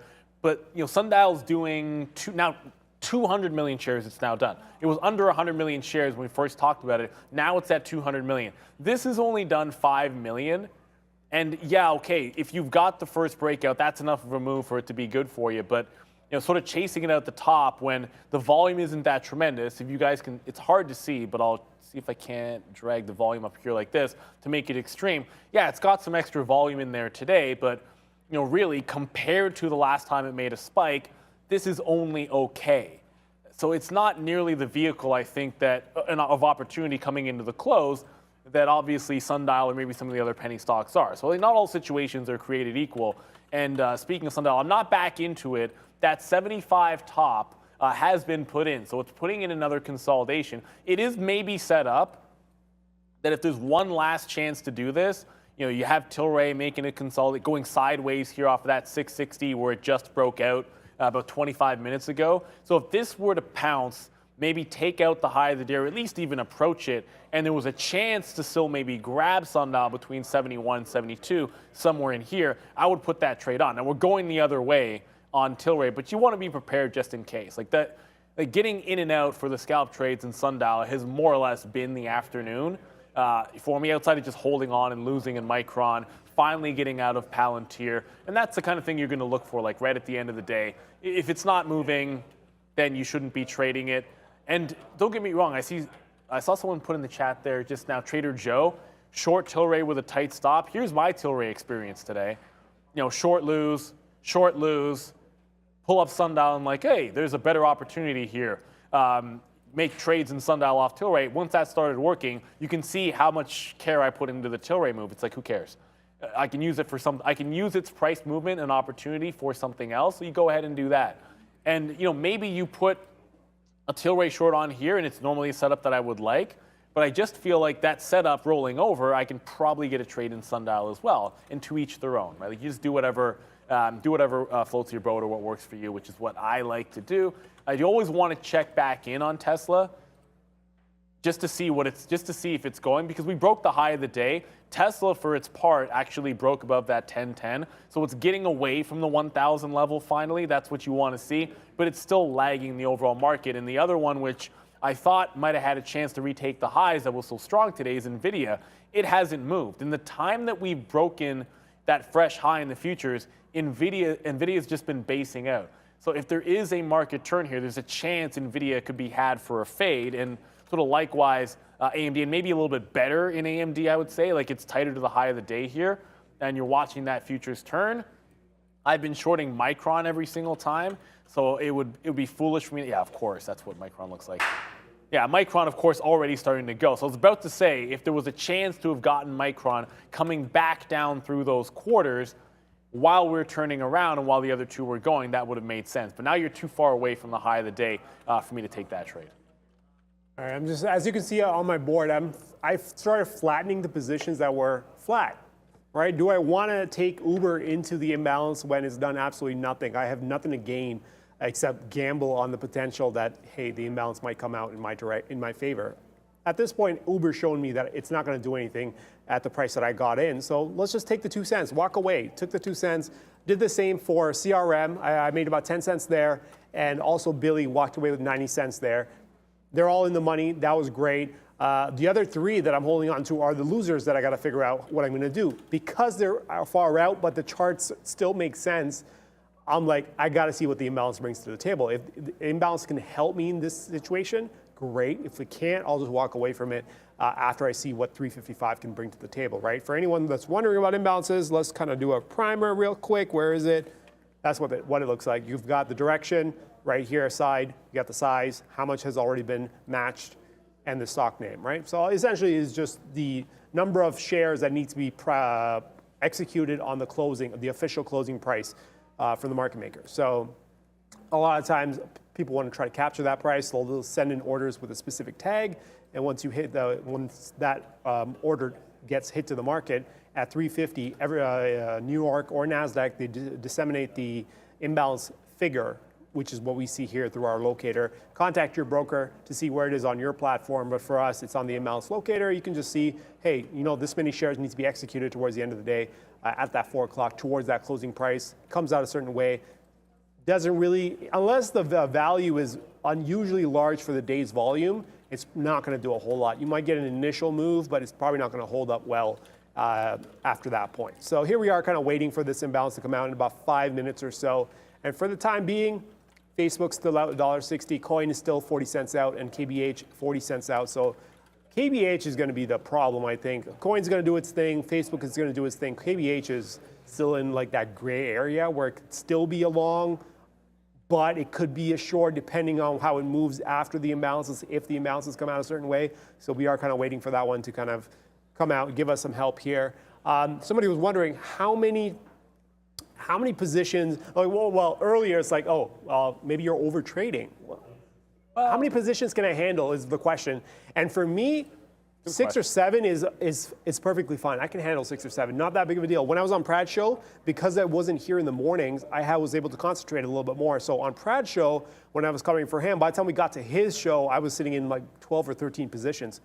I can handle that. Anything more than that, we're getting to a point where, you know what, I might someone else joked, my processor might not be able to handle it. You are a robot then. I joked that Arun's a robot. 13, no. You've seen 6, 5, 6, I think. Like I'll trade 13 stocks in total in a day, but at once, I think that's a lot. Before we go to Brendan quickly, like the trade came again. So like this is why I'm kind of showing you what's going on with Sundial and Tilray, so that you don't really have to, every single time it happens, you don't have to worry about it. Like you're already breaking, and you were at 77, 78 before you're breaking 73 here on Sundial. Like I'm talking, like this break is about to take out the high of the day when Sundial is at the consolidation point. Now granted, it feels like it's running out of steam because you're now through the high of the day on Tilray, and you can't even get to the high of the day, that's 75 now. So it kind of feels with like 3 minutes to go to the imbalances, maybe this is running out of juice. But every single time it's set up, it's been Tilray break, trailing move on Sundial. The best one was at 71 here, but it looks like it'll go 3 for 3, and we're going to go to Brendo. Just noticing this UAVS little drone maker popping up again. 150 got taken out there. Biden was talking about some defense spending again today, so this is one of those that can pick up on that. We had DPRO on the list earlier in the week, guys. Dragonfly, also a little bit of volume there. Dragonfly, yeah, we had them on the show. Like I love the drone game's pretty cool, man. Although it may be someone in the chat. This is now where I'm just like cheating for the community to help me about something I don't know. Yeah. The other day, I pull into this is so weird and random. I pull into the driveway and like the garage remote opener is not working. And I look and there's like a drone over my neighbor's house. And like afterwards, I'm like, I wonder if the signal sort of like it blocked the signal or whatever, and it was some kind of a cross. So those that are smart enough to know that, you can let me know about that in the chat, because that was my theory, that it had something to do with the drone interference as to why my garage door opener wasn't working. But drones are cool. My nephew's got one that he absolutely loves, and we all love when we get to hear from Miss V. Hey guys, I hope you're doing great. Just 13 minutes left until the end of this trading day, and I remind you, please smash the like button, guys. We cannot finish this trading day without 1K likes. This is a great show. We had Daniel, Arun with us, Neil, Brandon, myself. So please, guys, support the community, smash the like button, and back to you guys. Okay, so thank you guys so much. Like, yeah, definitely hit the like. I love the fact that I have a place where like I can not know something and then throw it out into the chat, and like now I get a couple of answers, both guys saying no. Yeah, it looks like that's not the case. It was just a theory. I have absolutely no clue, man. Like there's so many things that like I don't understand. I was having a conversation with Brendan a little bit there as I just punched out of some more shares in Sundial back to that 75 level. We'll hit this one for Sundial. Should have done that already. We'll do it now. 75 on the offer now with 1 million shares at 75, but you can't know everything. So it's good to have a community that can help you out, and it's a lot of fun to do so. Come on, 75. That 1 million shares, gone in a couple of seconds. I should have been on the level 2. That is entirely my fault. And so what ends up happening is like I'll have level 2 for the stocks I'm trading and extra charts, and I'll be looking at the level 2, and I'll forget that I'm showing you guys the chart instead of level 2. It was 1 million shares at 75. It finally broke through that. Now you've got that double top break, and this is a breakout on the daily. Like, where would I even short this thing?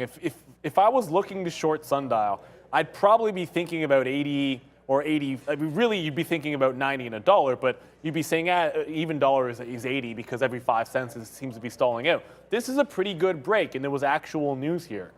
So tomorrow, it's not an automatic fade for me, although I guess it probably will be something along those lines at some point. And yeah, emerging, yeah, if that was possible, drones would be falling out of the sky all day. You're right.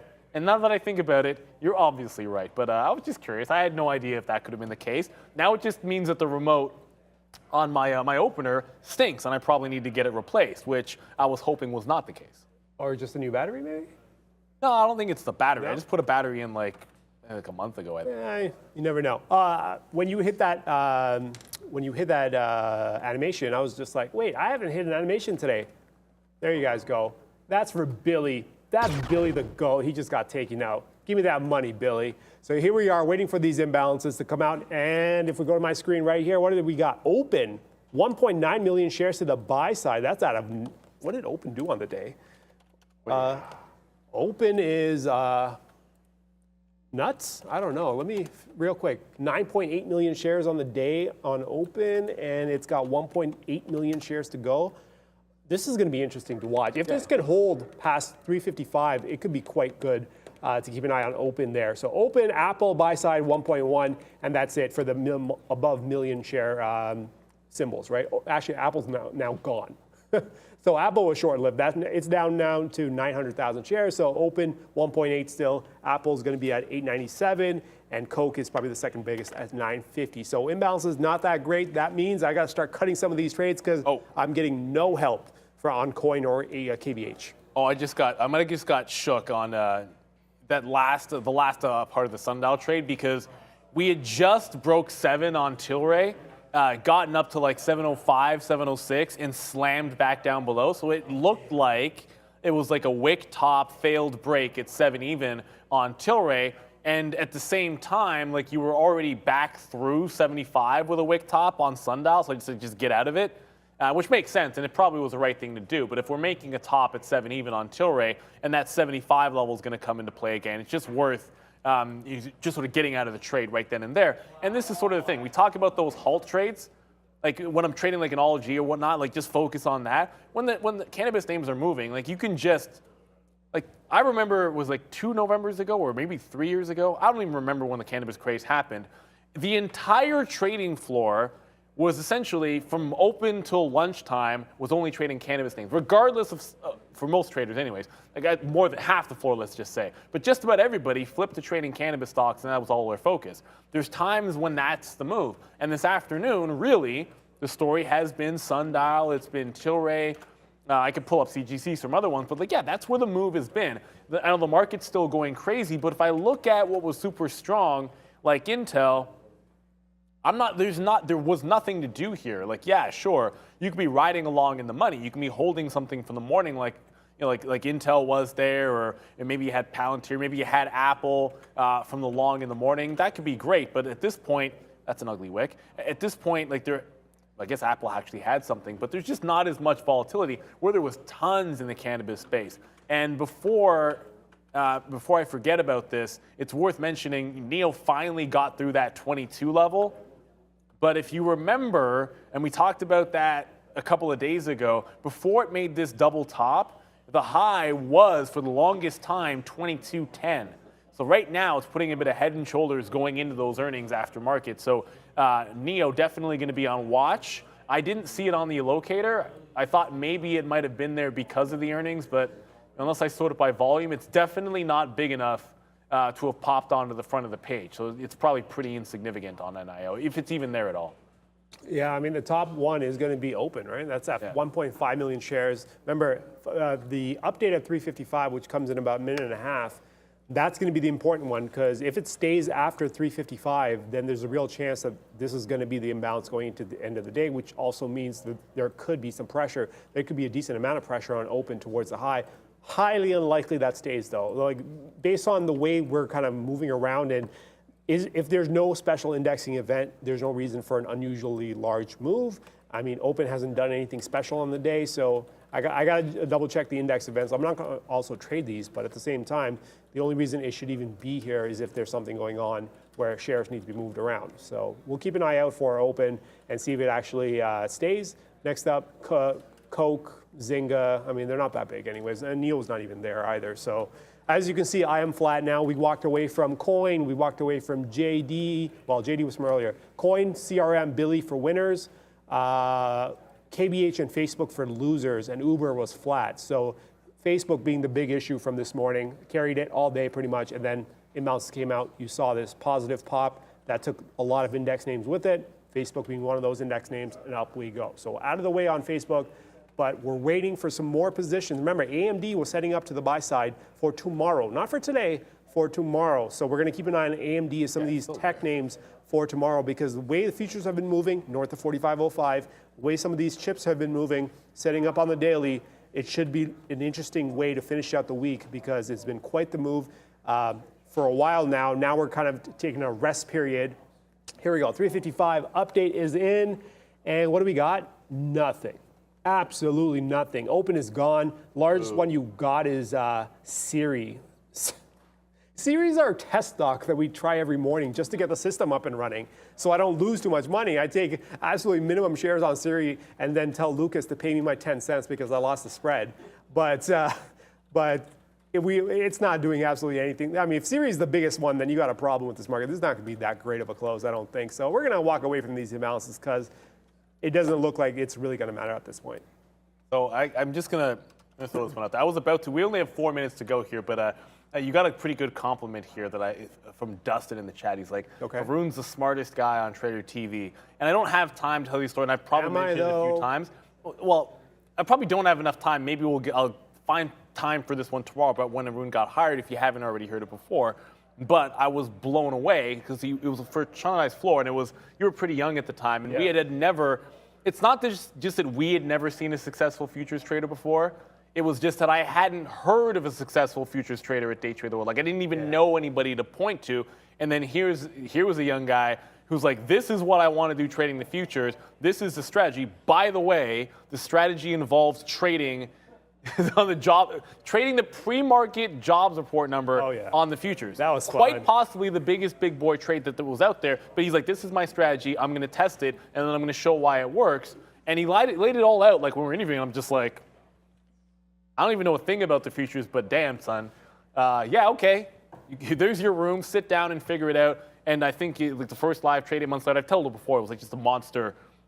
I did one of these because it was more risk than we'd actually seen on the floor for a while, but it was a pretty amazing story. But it shows like the dedication, and be willing to step out of your comfort zone, because here at the time, it's like Sean and I are going to be risk managing somebody who's going to trade something we are not necessarily familiar with, but he proved it, and it was really, it was a pretty intelligent, the strategy, and he proved that it was going to work, and he put the work in, and we saw that every single day, and that's what it's all about. There's no easy path to trading, and I know sometimes like there's like the whole glamour aspect of things, and these setups look like they're really, really simple. And don't get me wrong, like the nuts and bolts behind, like even like the sundial Tilray thing today, the nuts and bolts behind that isn't complex, but it does require you to sit there for years sometimes looking at charts and figuring out which patterns speak to you, and then executing the trades and being disciplined about it. That's not easy, an easy thing to do, guys. And ultimately, it's a lot more fun when the market's going up, which it's doing here, and I'll kind of show you this.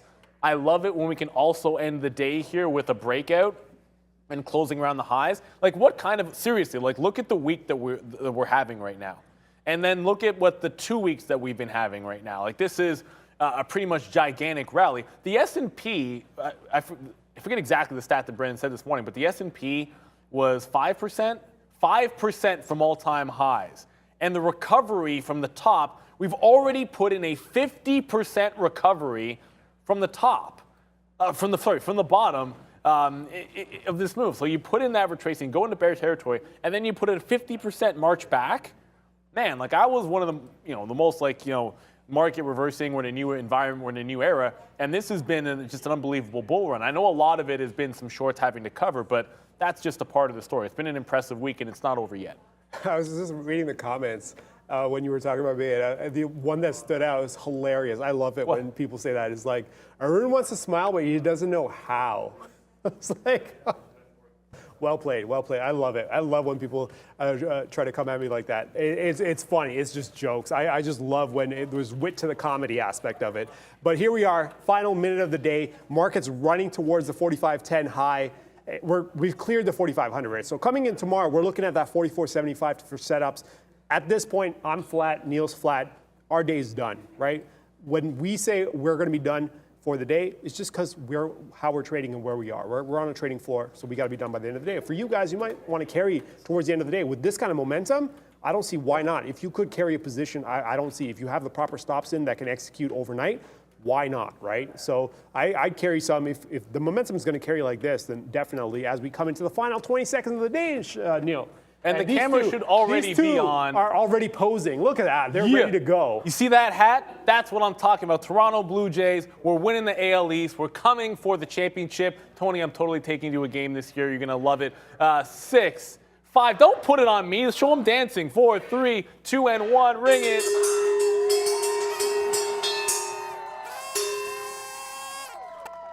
There it is. I feel like there needs to be a spin in there. Valeria told us that she can dance hip hop today. So earlier this morning she was talking about it. So there should be like a dance move before the bell ring there. Yeah, if you ever broke, we actually have that space. Like there's like, I don't know if we even have a camera that gets it, but there's like a really big available for breakdancing space right next to us. And when we expanded the stage, so I'm just throwing it out there that if she could pull it off. The only break, like I said yesterday or maybe 2 days ago, the only break dancing I would do is breaking my back. So you're not going to see it from me. I don't know about Arun, but Ms. V, you're welcome to do it.